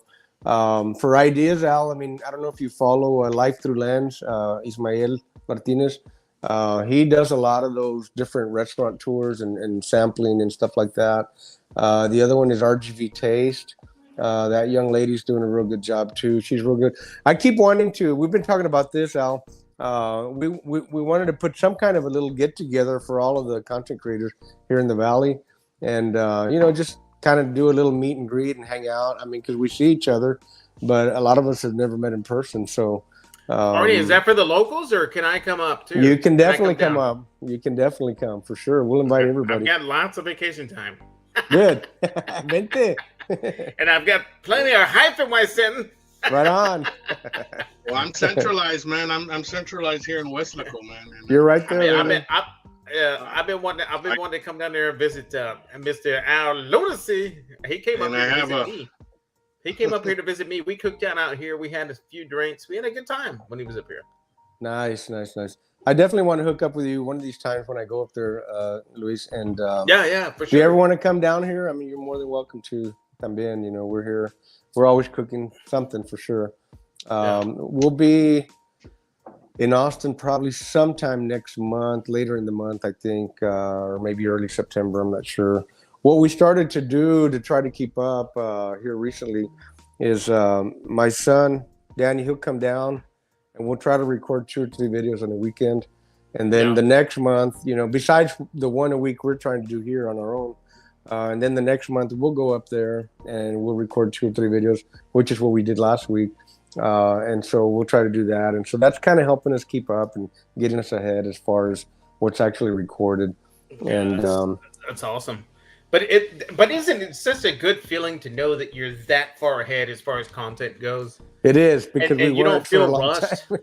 And you don't feel rushed to hurry up, Yeah, I gotta hurry up and edit this to release it, For sure. Yeah, it definitely feels good to be ahead, because we were not for a long time. We've only in the last 2-3 months kind of inched up. And so, yeah, it definitely gives us a little break. We're going to take a little break in October, I think it is, and go to a wedding out of town. So we wanted to be ahead where we're not even worried about it. That's not going to affect your content dropping, And that's what it's all about, Get ahead that far where you can actually, like, for instance, take a vacation. And it's going, and your content is dropping just like a job, It's just dropping the way it's supposed to. Yeah, we try to keep up. Like I said, sometimes we get behind on the editing, but pretty much we try to drop 2 a week every week. Every once in a while we don't, but it's become a full-time job, and honestly, I mean, I've done a few different things. This is the most fun I've had, Other than owning the restaurant, that was a lot of fun. It was a lot more stressful too, but it was fun. I really enjoyed hanging out with the kitchen staff. I enjoyed hanging out with the customers. I enjoyed cooking and learning from the cooks we had there, different things and different dishes. And so, but what we're doing now, I mean, we get to work from home, and we have kind of outgrown. I built a climate controlled room for the rubs, and we're working on 2 more new ones, but I don't know where we're going to put them. So we're looking for another house, it's got a little more space. Or if I can put them. I've got plenty of room for them here. You can just ship them here. Yeah, the house is fine. Our house is actually. I'll even promote it. I'll promote it. There you go. We just need a little more storage. I need a place where I can build a little barn, and keep more stuff in there, and get my pits out of the patio because it drives my wife crazy. Yeah, I got too many of them. I know, man. I know. Yeah. I'm the same. Al's the same. That's how come he's outside right now. It's like there's never enough grills because you never know what you're going to run into that you have to cook. Mm-hmm. You want to have the right tool for that job. Got to, man. You got to. That's what I tell my wife. Yeah. We're looking for Nirvana, that perfect grill, smoker, whatever. That's kind of my excuse, but sure. it's all good. It's all good. Yes, Yeah. sir. Al, what are you cooking next, Al? I'm probably gonna do some cheeks barbacoa tomorrow, but my next video that drops is, and I was getting to that. I actually went to El Paso and I visited the Desert Oak and I interviewed the owner out there. Oh, nice. He's in the top 50, so that's going to be dropping next week. And I'm barely getting to where you guys are at, where I'm trying to get ahead. So I'm already putting the final touches on that, and I should have that done this weekend. That's going to drop sometime late next week. Nice. So I'm a few days ahead, and I already got 2 more videos after that I got to edit. So they're already shot, but it's a process of just editing that's going to put me ahead. You know what I mean? And yes, sir. I'm almost there. I just want to get at least 1 or 2 weeks ahead, and then start snowballing effect. Where I get several more videos, ahead. Right on. But but I'm not there where you guys are at yet. So I'm hoping. That's another one of my brothers right here, Mr. Al Lunacy. He has been killing it on YouTube. Yeah. His content. I mean, he puts a different twist on his content. That's my BBQ brother, man. We coming up around the same time, and we've hung out outside of the YouTube job and everything, and it's just a lot of fun, man. Al is good people. I know he's from your neck of the woods, and again, man, I'm Arnie used to live in West Lakota for a time, no? Yes, I did for 15 years. We lived in West Coast. We were out there on Oklahoma Street on the south side of town, in that little subdivision on Oklahoma and 18th Street, I think. I think it's 18th in Oklahoma. We were there. I have a house in Oklahoma and 4th. Oh, really? And then I have this house where I live at here is on the north side of town. Nice. Got it. So this is where I have my barbecue area. Cool.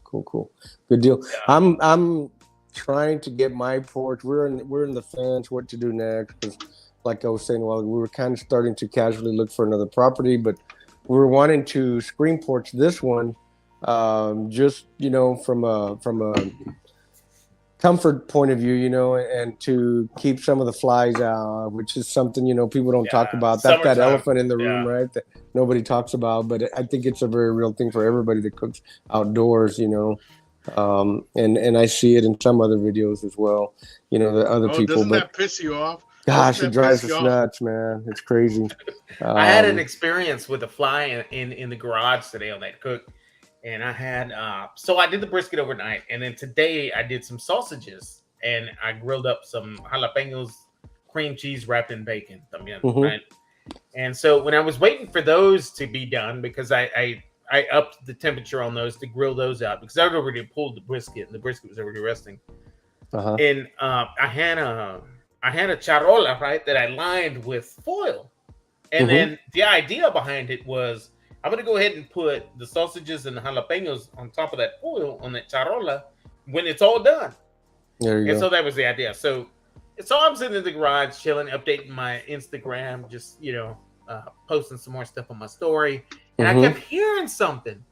It was just like a... I was like, oh my God, dude, what the hell is that? And I'm looking, and then at the corner of my eye, I'm looking at my phone. The corner of my eye, I saw a corner of the foil just kind of flashing me from the reflection of the sun. And I look, dude, it was a fucking mosca that was like a horse size, and he was chilling on the corner of that foil. And I don't know what the hell he was doing. Maybe he had sticky fingers or something, but every time he would move his little feet, it was making a noise. It was going. I could not believe that, dude. I grabbed my hat, man, and I tried to smack it, but it took off. Yeah, wow, man. Yeah, it was pretty crazy. Yep. Yeah, so that's always a challenge, and so we had already kind of decided we were going to screen the whole thing in, but I just haven't really wanted to spend the money. If we're gonna move, you know, I'm like, well, why am I gonna spend the money? The next person that buys this house may not want a screen porch, you know. And I enjoy not being screened in. I like to cook and see the yard and the trees and, you know, and the dog running around and stuff like that. So that's the other reason. Moving? We're casually looking, you know. I mean, right now I think housing prices are still pretty ridiculous. And even more so up there where you guys live, Luis. We drove around town and looked at some places there. It's like, oh my God, that's insane, you know. But so we're not like in a hurry. If the right deal pops up, you know, and it's has half an acre or an acre where I can build a barn or something, then we'll go ahead and do that. When we moved here 3 years ago, we came from a 2.5 acre we called it a little ranch, right? And over there I had a 20 by 40 shop, and here I got a 12 by 12 shed in town. So it's like, man, I'm used to having some space and a bunch of stuff in my garage, and here I built a porch, and it's not big enough, and it's a 26 by 16, and it's still not big enough. So I'm like, man, I need more space, you know. Mm-hmm. You're gonna stay in Edinburgh, Arnie? That's the plan. That's kind of, it's not necessarily Edinburgh, but we're looking North McAllen, West Edinburgh, somewhere in that area is kind of what we're trying to find, something around there.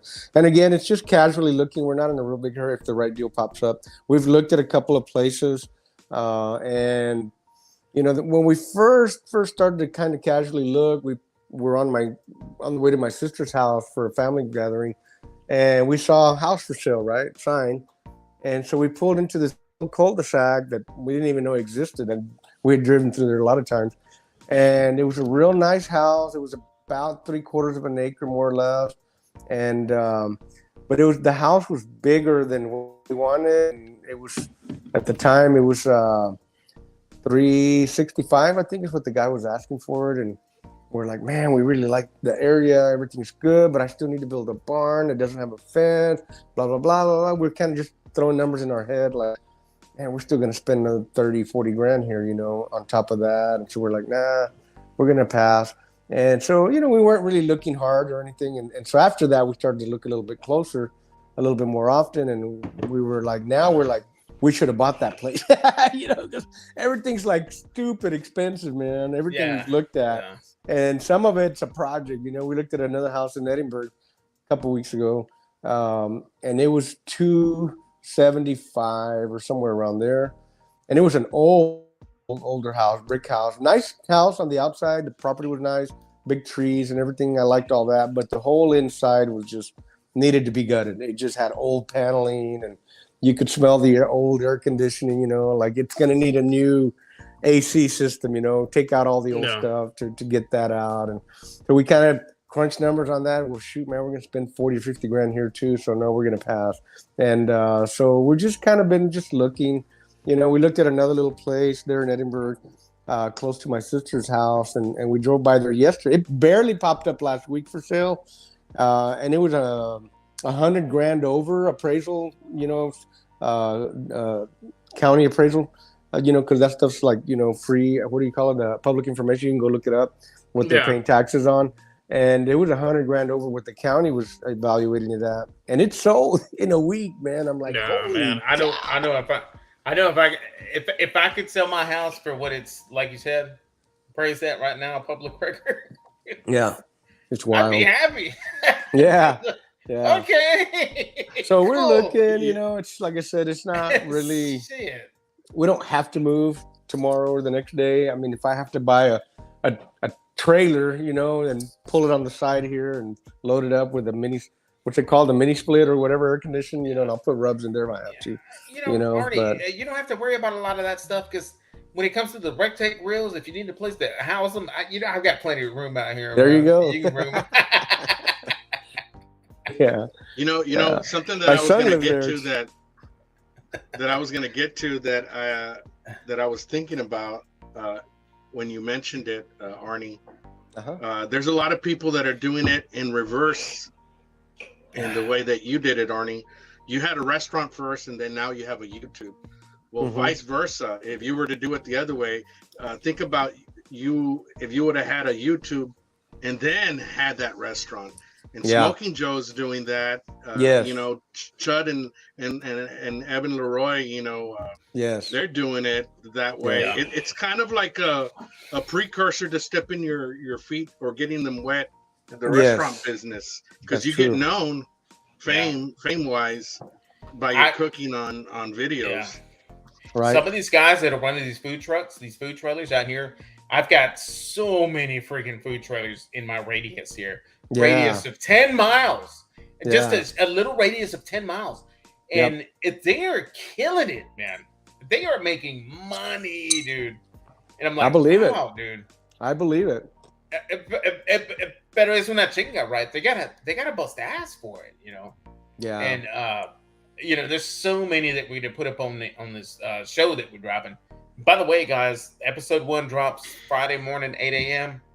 Go in there and check it out. Let me know what you think. Yeah. Is it still Trumpet Master Luis? Because I went on YouTube a while ago when I was going to come on your show. I was, for some reason, I'm like, okay, he's going to be live on YouTube. Let me log in, right? Mm-hmm. And then I subscribed to your channel. I didn't realize I wasn't subscribed. Yeah. And so I did. And I'm like, there's only like 5 videos here. You know? And I thought you had a lot more than that. No, yeah, dude. I've got like 660 videos in there right now. Man, you got more than me. Yeah, and, but I'm a small Mexican. I'm a small Mexican. But so I'll go back it's Trumpetmaster77. Trumpetmaster77. Yeah, I think that's the and one. What I did today for everybody in the chat, I added BBQ to it because I had a comment that reminded me that maybe I need to put some BBQ in the name itself. BBQ is in the logo, right? But this person dropped a comment on my jerk chicken that just dropped, and he said, "Hey, you know," and we were both watching Leroy and Lewis live service today, right? And we were all chatting. Evan went live in his food truck, and we were all watching it, and we were all just chatting and chilling and just hanging out and having a good time. Okay. And I had people coming over to my channel saying, "Hey, you know, I'm connecting with you. We're on the Leroy and Lewis live together and all this and that."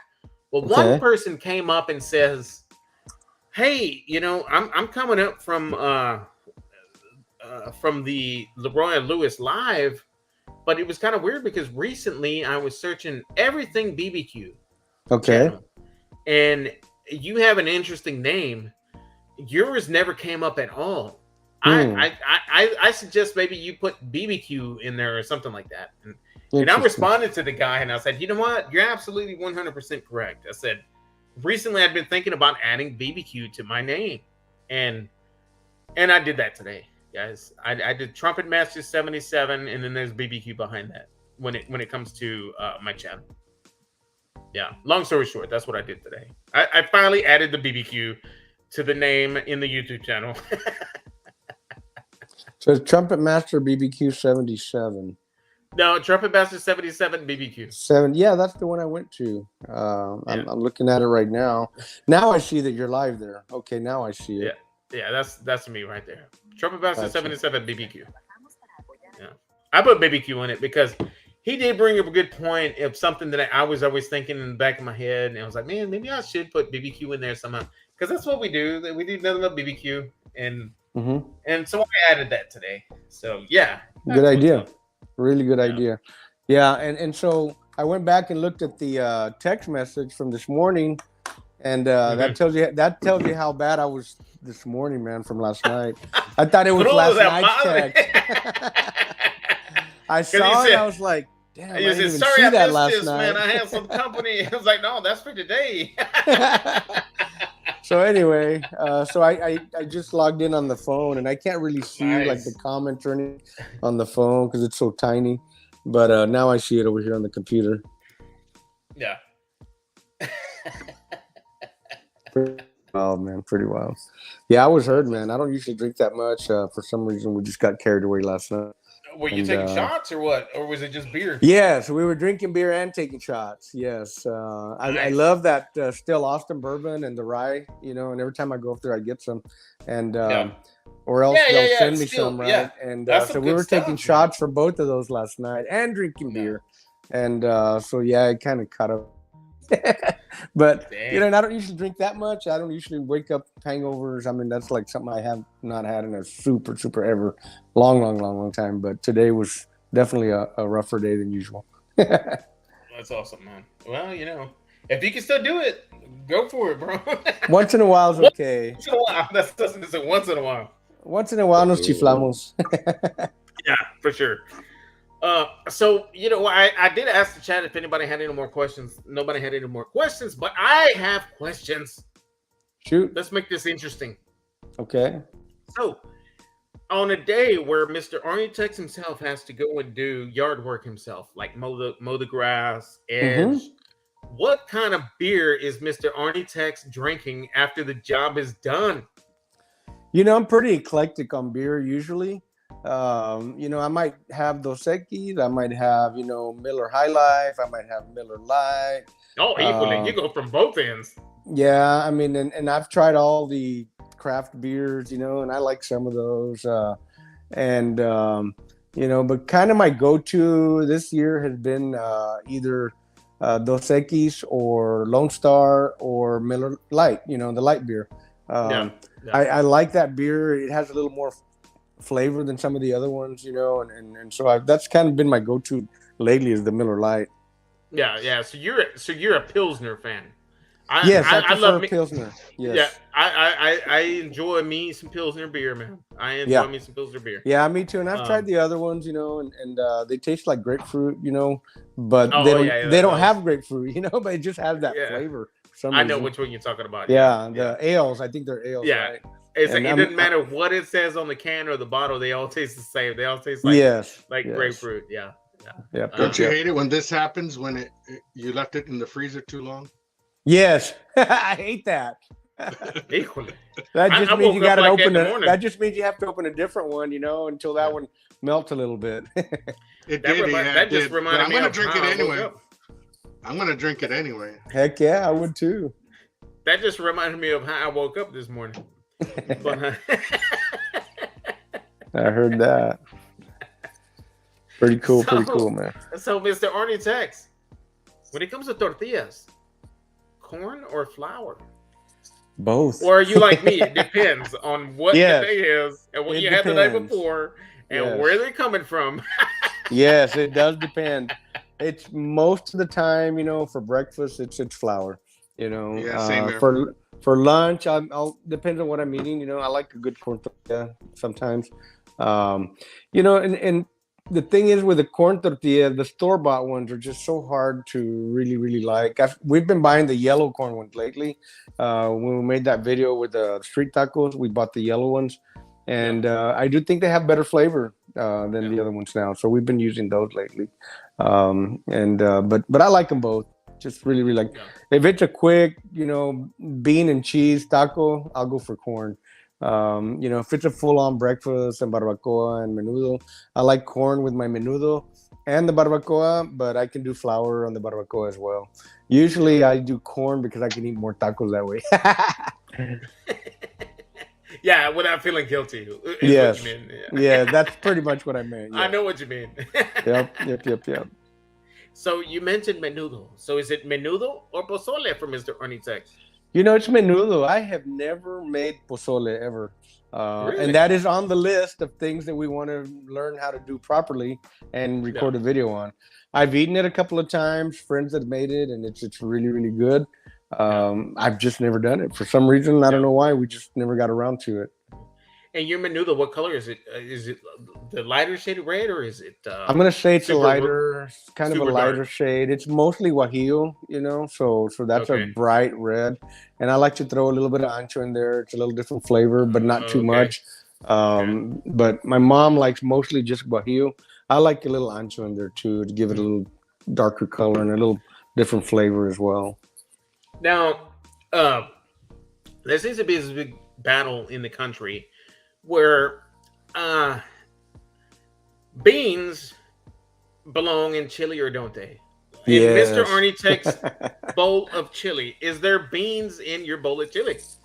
I like to cook the beans separate and sometimes I'll put some beans in my chili. Yes, not always. It just, to me, it's an optional thing. And I know some people get bent out of shape on that one too. You know, depending on who you talk to. I was surprised. Down, baby. We did our when we did our chili video. Oh my gosh! I just quit reading the comments because they just went on and on and on. I mean, every once in a while, it's over a year old now, and every once in a while, it still pops up. Somebody's commenting on it, and I'm like, man, that is wild, you know. And it was like a big old war, like fat side up, fat side down, you know. They were just going at each other, calling each other names or whatever. I'll tell you one thing, you know, I love chili. I eat it with beans, but I prefer it without beans. But if you ever eaten a good frijoles charros that you're gonna put some chorizo in, that you're gonna put some weenie in, that you're gonna put some bacon in, that's almost like a chili. You know what I mean? Yes. And I'd rather have it on a charro bean that's full-fledged with different proteins and taste that as it should. The way I grew up, you know, eating it, and let chili be mostly meat. You know what I mean? Let it be chili. You know, I never really looked at it.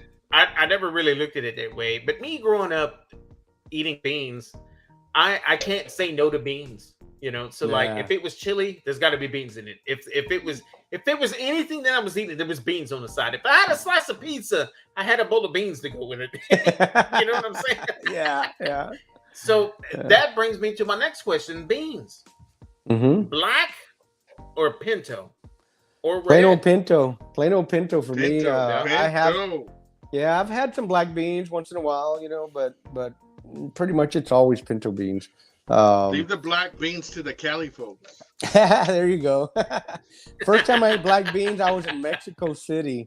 I was down there on some business a few years ago, and you know, I was staying at a nice hotel. I went down to have breakfast, and they had chilaquiles for breakfast and beans, right?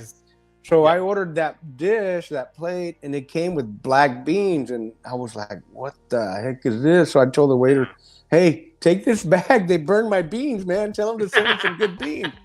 And the waiter looked at me like, "What?"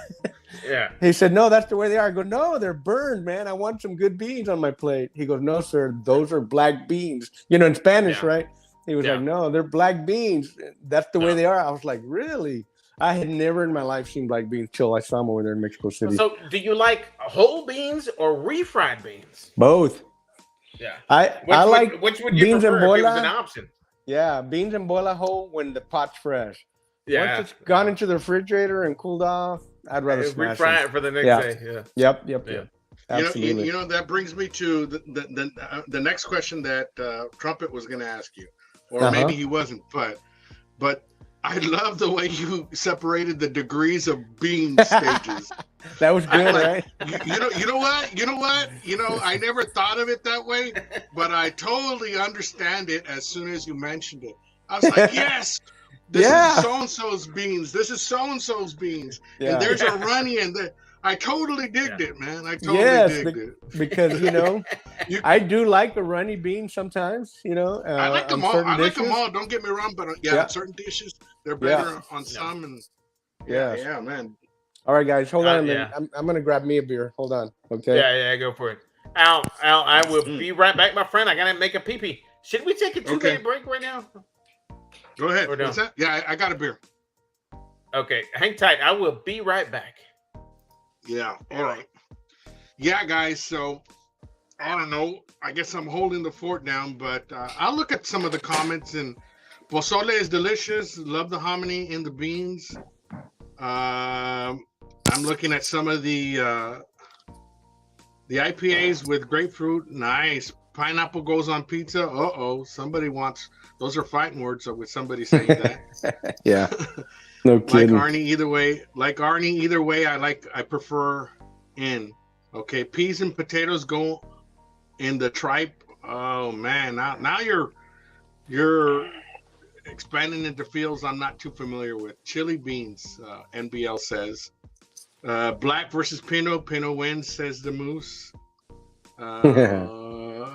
Let's see, anybody else? I gotta get the kids ready for bed. Be back later. Okay, there, Dave.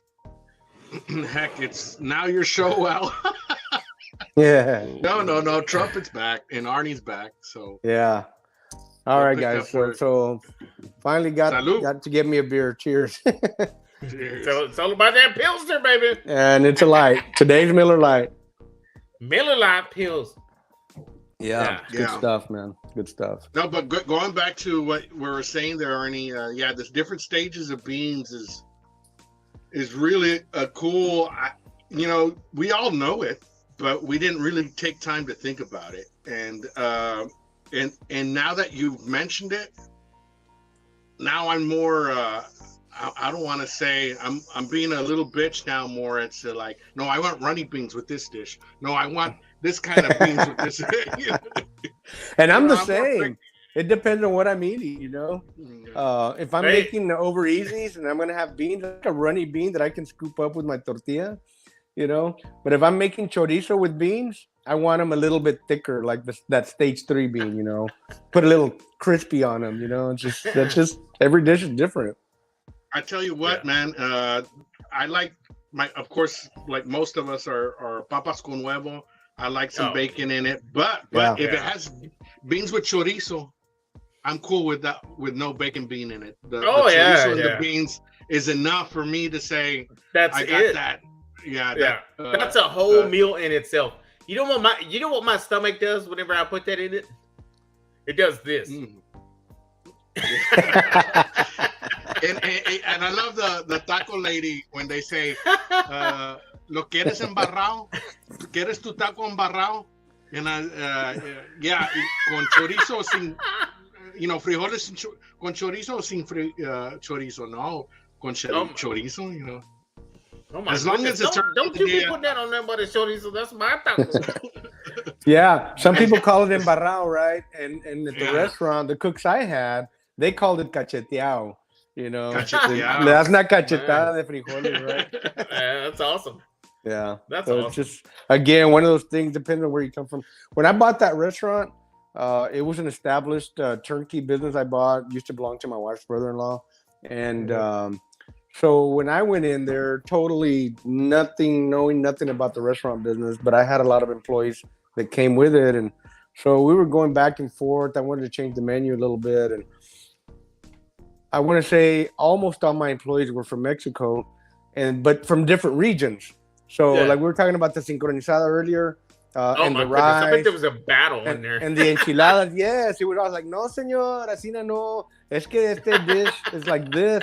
No, pero acá it's like this. And I'm like, okay. After listening to everybody, I came up with a saying. I was like, depende de qué rancho vienes. Because every rancho has a different name and a different style for the same dish, and that was what I came up with. Depende de qué rancho vienes, And Mexico is such a huge country, and so many different cultures, so many really, really good cuisine, really good cuisine, man. I love the Netflix series on the tacos and everything they've done over there. The tacos one, the tacos de canasta. I gotta try to make some of those. Yeah, a lot of people don't seem to understand that if you go to Mexico and you can't go to bed, maybe you wake up at 2 a.m. Yeah, you can go down the street and get some tacos. Yes, if they're about that. They don't sleep. Yeah, man. A lot of them don't. That's true. 24/7. Yep. 24/7. But Arnie, a lot of that also has to do with the things being regional, like northern Mexico and southern Texas. It doesn't even have to go that far. Like I remember, like in 2008, I went to Monterrey, and we're at my kids were a little bit older, so they were able to stay at the hotel, and we went to walking distance to a bar. It was a rock bar called the Ibex in Monterrey, and I ordered a Dos Equis. And they brought it to me. This is in 2008. This is it's not too long ago, more or less, for us older folks. Right. And they brought it to me, and I'm like, can you do lime and salt on the top? And they looked at me. Everybody, all the bartenders looked at me and were like, where are you from? And I told them, of course, McAllen, right? But just think about that. Yep. Here in the Valley, we were used to that forever. Right. And it just caught on nationwide. But Yes. we've been drinking that stuff for a long time. Very true. A rimmed beer with lime and salt. Yes. But for them, as not 1 hour, an hour and a half to 2 hours in Monterrey, they weren't too familiar with it. They had to say, "Where are you from?" That you're requesting it that way. Yeah, and it's just right there. It's not even very far. Yeah, I'll tell you. Yeah, I want to take a vacation. Well, you know, have a lot of family. Like my people come from. So all of us on a panel, you know, we're all of some kind of Mexican descent, right? Well, my people come from Jalisco. Okay. And there's this one place down there, Los Jarros de Jalisco. I really want to go down there and dive that. You guys have seen that, right? The big old jarritos that they do with, it's nothing but margarita that they do. But yeah, that's insane, man. That's insane. That sounds good. Yeah, it's huge. They put like 2 bottles of tequila in it and a bunch of salt, like 40 limes. I mean, it's insane, dude. They've got videos of that. It is just crazy. I haven't seen that. Shoot me a link, man. That sounds like fun to watch anyway. Oh, yeah, dude. I cannot wait to go down there and do it myself. Another thing, Arnie, and I know this is outside of the barbecue realm, but you know this, I know this.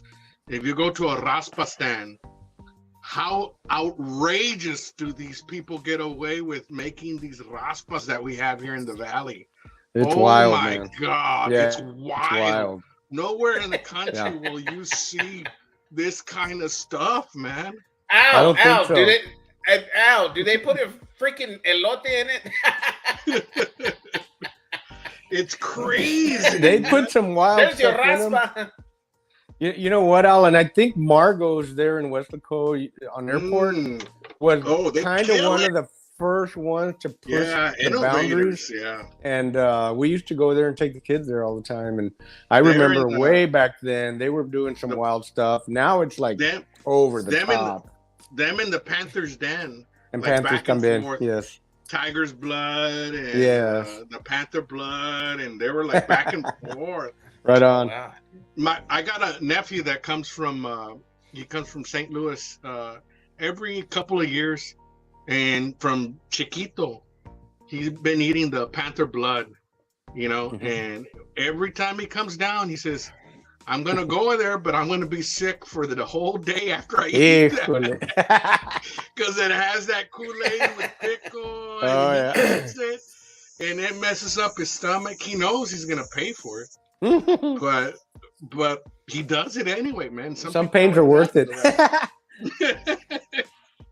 Yeah. Oh yeah. So Mr. Arnie Tex, how do you like your bacon? Does Mr. Arnie Tex like his bacon nice and tender, or do you like it crispy? I like it a little crispy, yes sir. Not too toasty, but a little crispy. I like mine on the crispy side. How about you, Luna? It depends, but most of the time I like it just with crisp edges and it to be not stiff, but a little bit soggy in places, but crisp edges. You know what I mean? Yeah. Yep. Yeah. Seems like Al is talking about that IHOP bacon. Yeah. The IHOP bacon.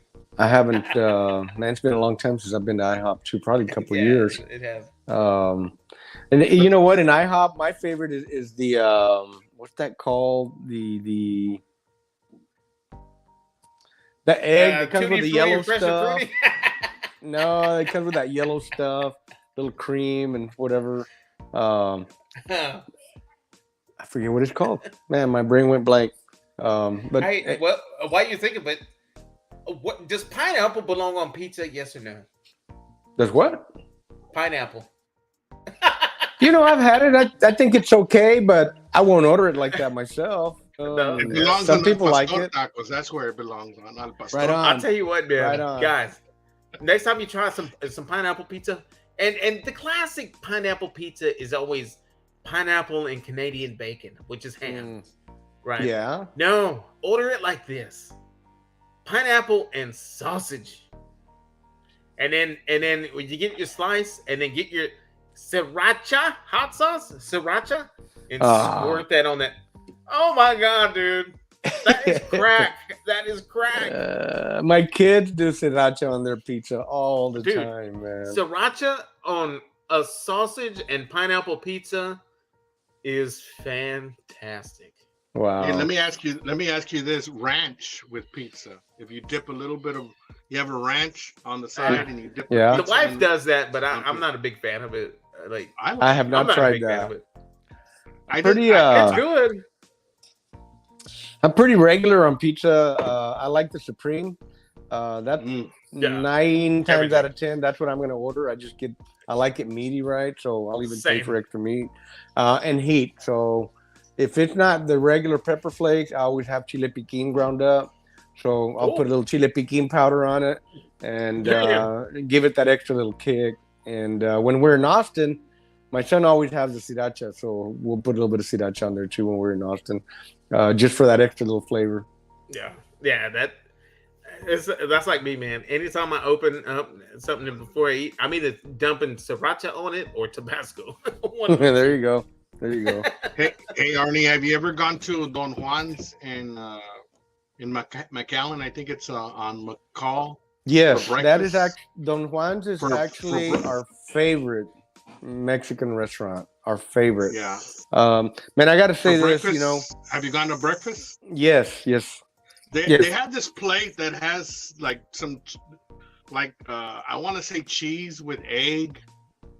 It's called a Don Juan special or something like that. I haven't had that. Oh my God. It is the best. I'll have to try that. Oh my God. I love Don Juan's. Yeah, we do too. That's our favorite Mexican restaurant. I can say this. I guess at this point, my wife and I are Mexican food snobs when it comes to restaurant food, because since we owned a restaurant, I feel like that myself. We had a restaurant and we had a really good cook. Clemente, who was in our video recently, he worked at Arturo's in Progreso for a long time. And before that, he worked at some other really high-end restaurants there in Mexico. And so he knows how to make some really, really good food. Well, he was our head cook at our place. And so he took our Mexican food to like a little bit, I'm going to say a little higher, better quality flavor level than what you get at pretty much any other restaurant. The only other one that's really, really good that we enjoy a lot is Anita's here in Edinburgh. But Don Juan's is very authentic, very traditional. Everything we've ever had there's really good. Everything at Anita's has always been really good too. That's our other favorite restaurant. We used to eat at Anita's a lot more when we lived in Edinburgh, but now we live over here in McAllen, so it's closer to Don Juan, so we'll go there. Where's Anita's at? Anita's has 2 locations. There's one on McCall and 17 and a half, and they have one on Montecristo and Monmac. They're not very far apart from each other. What's up, Mike Brown? But did you ever go to Sunrise when you were in Weslaco? Oh yeah, man, that was one of my favorites too. Sunrise. Machacao con huevo there was my go-to. The tortillas there, man, are legit, man. Yeah, they're very good. Yep. They have that little powder on. Oh my. Yes, and their corn tortillas are like the bomb. I mean, they're like really, really, really good. Been a long time since we've been there. Mike Brown Barbecue from along the border of Texas and Louisiana. He gives you a shout out there, Arnie. I'm a big fan, he says. Thank you, Mike. Appreciate that, brother. Thank you very much. There's so many good places here in the valley to I'm a big breakfast guy. I don't know about you, Arnie, but I have to start my day with breakfast. It can carry me along all the way to an early dinner. You know what I mean? Yes. If you eat a good breakfast, I'm with you 100%. And mostly for us, it's more on the weekends we do breakfast. During the week, we do smoothies and oatmeal a lot. Partly because I count that as our balance thing, because we eat so much meat and we barbecue all the time. So I try to balance it out with a light breakfast. And even before we were doing all of this, when I used to work in Weslaco, I used to manage Expressway Motors there in Weslaco. We had 3 stores at one time. There was a guy named with Mike a banana. There Arnie, there was a guy named I want to say his name was Mike Tamien. He used to do seasonings for competition. Was it Mike? I think I remember a guy there, but that was after I had already left. I do remember somebody mentioning that. Texas Gold. Texas Gold. Yes, I actually got some of it. One time he sent me a message, and I met him somewhere, or he brought it. I don't remember where, but I did try it. It was pretty good. It was okay. That was like a few years back. I remember that now that you mention it. Yeah. But he worked there, and then I think he went on to Ron Hoover's or somewhere. I don't remember. But I do remember that guy. But some of the guys that I worked with are still there. And the last year I worked there was 2007, so it's been a while. Oh yeah. Yeah, that's awesome.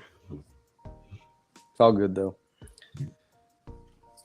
Oh yeah. Cars have gotten crazy expensive too nowadays. It's like wild. Oh man. Yeah. They're Everything ridiculous. went crazy. Yeah. You know those Grand Wagoneers? Those Grand Wagoneers are over $100,000. I'm going like, holy cow, man! I mean, some people's houses are cheaper than that. A lot cheaper. Yeah, I tell you something though. Those Grand Wagoneers are something special. Those are definitely something special. Are they? But yeah, they're pretty big. They've got all the bells and whistles. Like a Suburban, basically. Yeah. You got those 3 rows, full size 3 rows. Yeah. And I think they're one of the vehicles out there that you can still get with a V8, because a lot of people are getting rid of the V8. Yes, true. For instance, like the Toyota Tundra that I'm a big fan of, you can't get a V8 anymore. They all went to the V6. Really? I didn't know that. They got those brand new Tundras that you see out there. Every single one of them has a V6 in it. So if I'm going to ride a V6, I'm going to ride the 24 Toyota Tacoma, the 24 Tacoma. That's the one that I'm going to get if it's rocking a V6. But to give Toyota credit, they're the only company out there that still offers the 6-speed manual that nobody knows how to drive anymore. That's true. That's true. Nobody knows how to drive sticks anymore. How about that 3 on the tree? The 3 on the tree. Mike's saying he's from Bleakwood. I'm sorry, Mike, that I forgot where you were exactly from.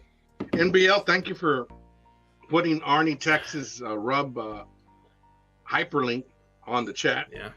And you also put Maria's shot glass link there. Appreciate that. Oh, dude. Buzz will catch you. Thank you. I will be making another video next week. Yeah, buddy. Give me a... Yeah, man, that's awesome, man. So as far as shots goes, Arnie, what are you shooting? Are you shooting tequila or are you shooting a good bourbon? We do both. Or is it still water? It depends. It depends on who's here hanging out with us or where we're at.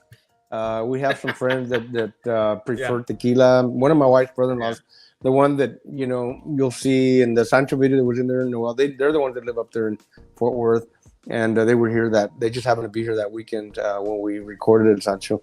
He's a total tequila guy. So when he's here or if we're at his house, we're sipping and shooting tequila. Now I like bourbon. Honestly, my cousin Delcia, the one that you see her face pop up in that Sancho video, she's the one that turned me on to bourbon like 3 years ago when we first moved to McAllen. I was always just a Scotch guy. I love Scotch, man, and all kinds of Scotch. But she came one time and I gave her a whole brisket. We had started to record videos and I, cooked too much. So I told her, come pick up this brisket. You can have it, man. And so she brought me a bottle of bourbon, the Buffalo Trace. And I was like, okay, I'll take some bourbon with you because you brought it, And I was like, damn, that's pretty good. So, she likes it, with a little soda like Sprite or something. And me, I drink it like Scotch. I just do it on the rocks, man. That's the way I like my bourbon, and that's the way I like my Scotch too. Yeah, that's good stuff, man. Buffalo Trace bourbon. And like margaritas. We like margaritas. Terry and I, sometimes on Sunday afternoons, we'll sit out there and just have a couple margaritas and just kick back. But pretty much bourbon or Scotch is my go-tos. And rye. Now I like that rye from Still Austin. I kind of had stayed away from rye because a friend of mine, like 3 years ago, brought me a bottle of rye. I forget the brand. And he told me, he goes, this stuff, you got to put it with some ice and just let it set a while and da-da-da. Yeah. And I mean, I don't know where it came from or who made it. I can't remember at this point, but it was like straight up moonshine strong, you know. It was like, whoa, man. And I can drink, but man, that was just a little too much for me. And so I just assumed all ryes were like that. And then one day my sister was here and she's like, no, man, I love rye. It's so good. And I just happened to have an unopened bottle of rye from Still Austin. I said, really? I mean, I don't like it, you know, because I had this one. And she goes, no, it's really good. Try it. And so we opened that bottle and I was like, damn, that's good. It is good. Yeah. You know, so I'm not sure what was wrong with the other one, but it's good stuff. Yeah, I like me some rye. It's expensive. It's pricey, but I do like me some bourbon, a good bourbon. But yeah, man, I it's better. My last live, we were taking shots. Well, I was taking shots. Yeah. I only do tequila. It was Dave and me. But I only do tequila. Al was on there taking shots too. I did one. I only do one. I don't do much. I'm not much of a shot guy, but I am. We were taking shots, baby. I'm not a shot guy either, but we took shots. And we had a good time. Yeah. You know what I was hooked on for a while is I would order a margarita and a beer, and I would drink a little bit of that margarita, or vice versa. I would drink a little bit of that beer and then chase it with a margarita for that lemon lime taste. There you go. Oh man, awesome. I was so hooked up on that for a while, man. Yeah. Heard that. All right, guys, I'm gonna have to scoot. I need to finish assembling this little grill out here. It's already getting dark on me, so I'm gonna turn the lights on and try to get that done because I am gonna break it in tomorrow for sure. Yeah, I can't wait to see that video, Arnie. Once again, I appreciate you taking the time and jumping on my channel tonight on my live. Yes, sir. I appreciate you having a beer with me and got that done. And man, thank you for that, man. You're welcome. Al, we need to get together one of these days and have a beer and go eat or come by and we'll barbecue or something, man. You went to mi casa, su casa, man. Likewise, both of y'all. You guys are neighbors, though, basically, you know. Yep. Yeah. Pretty much, just down the street. That way, no, pues, we'll get together later. Luis, again, thanks again for having me, man. I really appreciate it, brother. Yeah, for sure, brother, man. Thank you for showing up. Let's give a big round of applause for Mr. Arnie Tex. Thank you, everybody. God bless y'all, and we'll see y'all at the next one. Take care. Thank you, my brother. We'll do it again. Adios. That was awesome. Had the man himself from South Texas, Mr. Arnie Tex, on the Trumpetmaster77 show. Yeah. Well, this has to be one of the longest lives you've had for a while there, Trumpet. You know what? How long have I been on here? I started, what time did I start? 6:15? So it's like 2.5 hours, if that, maybe? You're almost at 2.5. You're 2 hours and 11 minutes. I've done over 3 hours before. Oh shit. I think maybe one or two lives ago. But you know, we don't have to keep this one going. But yeah, man, that was cool. What'd you think about that, Mr. Arnie Tex? Yeah, man, excellent, man. Glad that awesome. Your neighbor. Yeah, you know, that's so cool. I cannot wait, dude. When he coordinates that content creator get together, I'm gonna be there, fool. I will be there. There is, you know, there's a lot of content creators popping here in the valley, but they're taking the idea of just visiting like food trucks and they're just doing shorts mostly. So one of them, and I'll plug them in real quick. It was Life Through Lens, Lens, and then the other one is RGB Taste. Oh, okay. She plugs in a lot of places, so you see me dabble in that a little bit. I dabble in visiting places here in the valley, but those guys are doing it full time, man. Yeah, They're doing it full time. Yeah, that's just awesome. It was just great to finally have a beer with Arnie Tex. We've been trying to have lunch forever, man, but the timing has always not been right. But you know what? Next time he hollers, I don't give a shit where I'm at. I'm just gonna go. We're just gonna go and have lunch, you know. Nice. Or where he's at, you know. I'm just gonna go. Yeah. But yeah, man, that was super cool. So did you cook anything today, Al? I did, but it was inside, and okay. It was something I've been craving. I did a fried chicken with white gravy, some green beans with bacon, onions, and garlic, with a little bit of vodka rub for seasoning on top.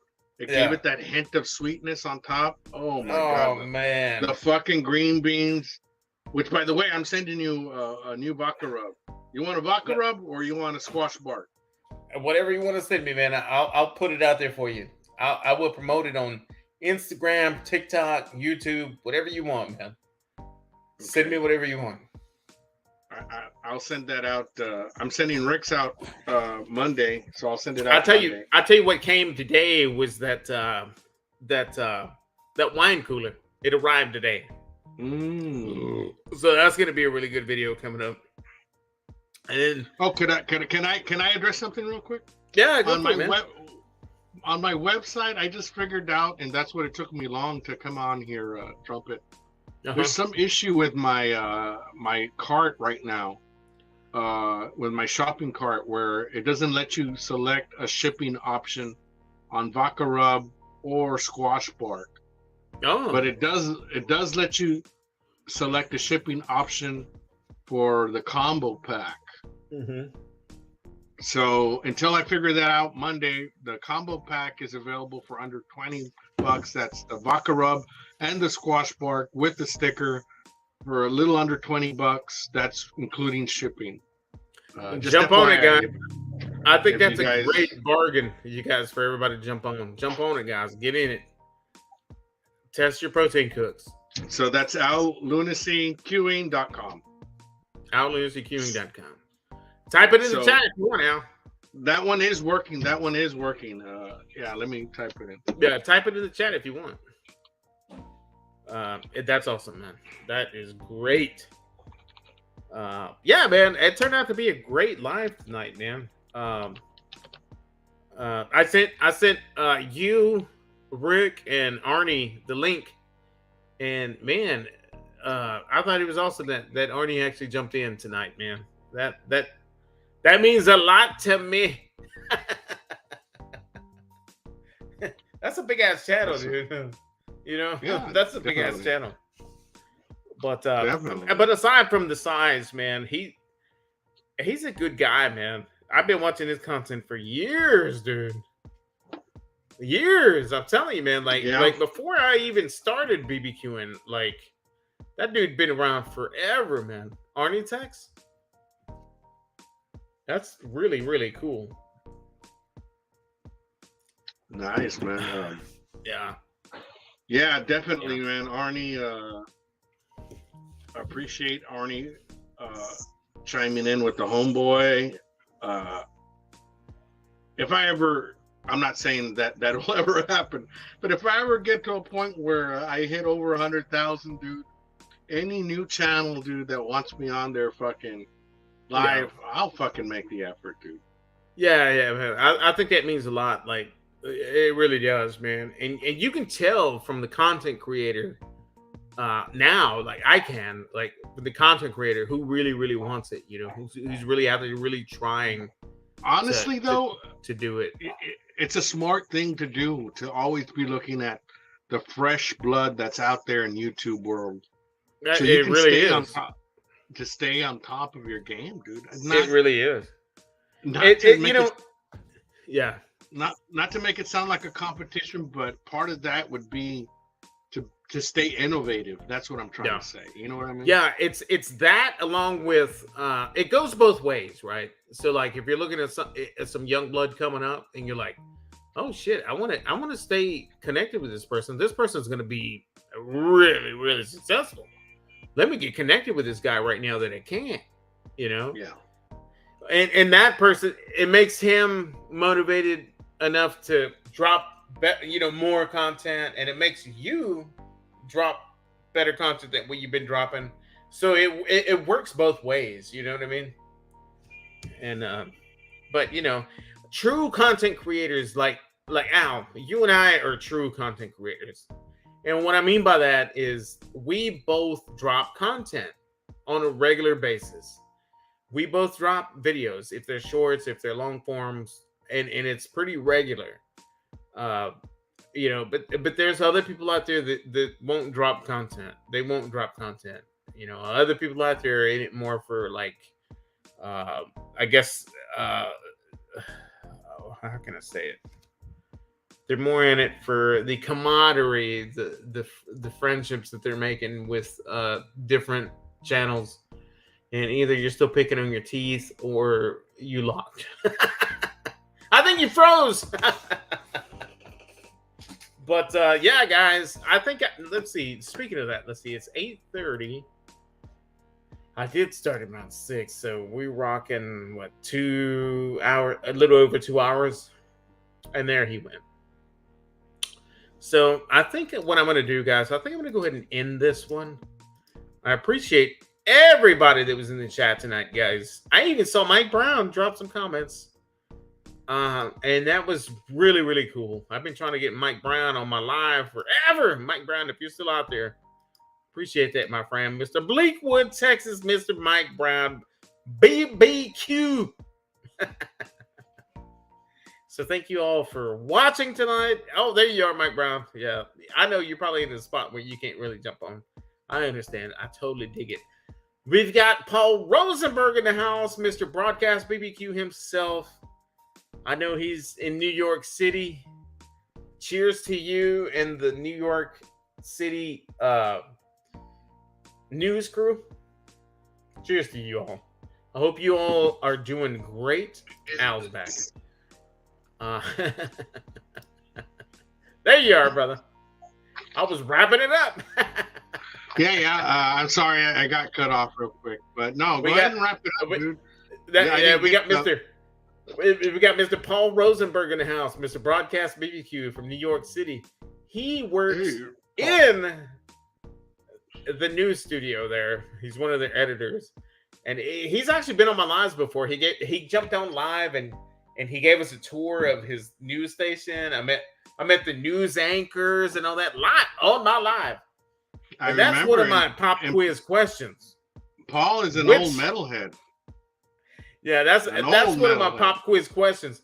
Which episode did Paul Rosenberg give us a tour through his news station? The first one that responds by Monday, 10 a.m. wins a surprise. I don't want to tell you what the prize is because it's a surprise. Which episode was it? Send me timestamp along with the episode. Take care, Mike Brown, man. It was nice to see you in the chat tonight, my friend. Awesome, man. I saw Mike Brown in the chat.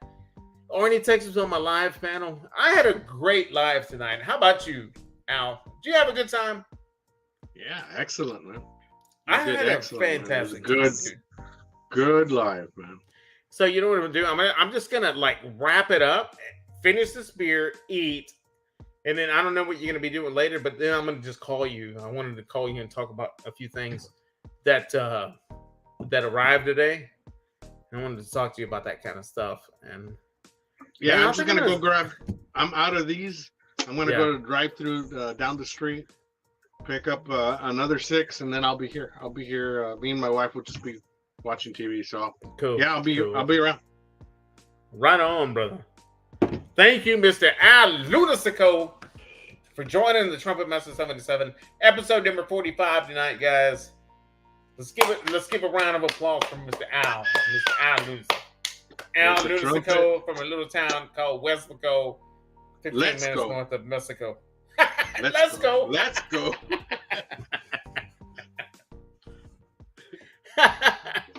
Hell yeah, that's awesome, man. Appreciate that, you guys. So with that being said, Brother Al, I'll reach out to you tonight, my friend. Probably about an hour or so. Paul. I'll give you a holler. Bueno. And we'll get that done. All right, brother. We'll see you in a bit.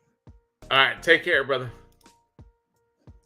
So with that being said, you guys, I'm gonna go ahead and wrap this up. Episode number 45 is a special one because one of my BBQ heroes actually joined me tonight, and we had such a good time just chatting it up. I hope you guys did too. I apologize if I didn't get to your chats tonight, to your comments, but you know, I tried. I tried. And I promise you guys I will get to your comments next live. But with that being said, you guys, I just want to thank everybody for showing up tonight. And I am thinking that next weekend I actually have some surprises that I'm going to talk about. But if you guys don't catch my next live next Saturday, guys, please stay tuned. This Friday, August 4th, 8 a.m., episode 1, season 1 dropping at 8 a.m. Bro BQ Adventures. Okay. If you guys have not subscribed to my buddy, The Real Life Perspective, please do that.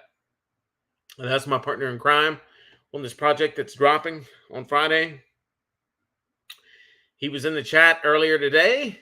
It was a fantastic time. We've had a lot of fun filming these episodes for you guys. We've got 5 under our belt currently, working on season 2, and it is just going to be just a wild journey. Here's my brother right here, The Real Life Perspective Show. Please, guys, go out, subscribe to him, hit the notification bell, hit the thumbs up, check out his videos, give him a thumbs up. He's real deep into the pop culture, real good guy, real good friend of mine. That's my brother right here.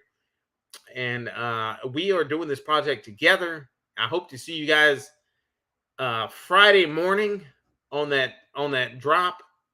Please feel free to comment. It's going to be a fun ride. I hope that you guys watch it more than once because I have. It's just a fun ride. And I hope to see you guys on the next one. So, and I know that I've been absent a few weeks there, but we've been filming. We've been filming this project for you. So I hope that you guys watch it. Or you don't have to, but we still had fun doing it. With that being said, guys, cheers to you with this deliciousness.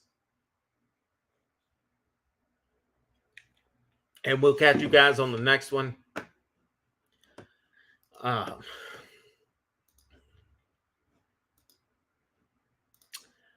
We will catch you guys on the next one. And that's just the way it goes. Let me come up in here and let me find this. I probably screwed it up. Oh my God, where is that comment? There it is. Okay. I will catch you guys on the next one. My brother, go and subscribe to my brother, The Real Life Perspective Show. Just make sure that you subscribe to the correct one. Because there's another one out there that's Real Life Perspective. Don't subscribe to that one. Subscribe to The Real Life Perspective Show. Just as it shows here. It's The Real Life Perspective Show. Subscribe to that one. Oh my goodness. With that being said, guys, I appreciate you all tuning in. Thank you all for spending your Saturday evening hours with me. Peace out.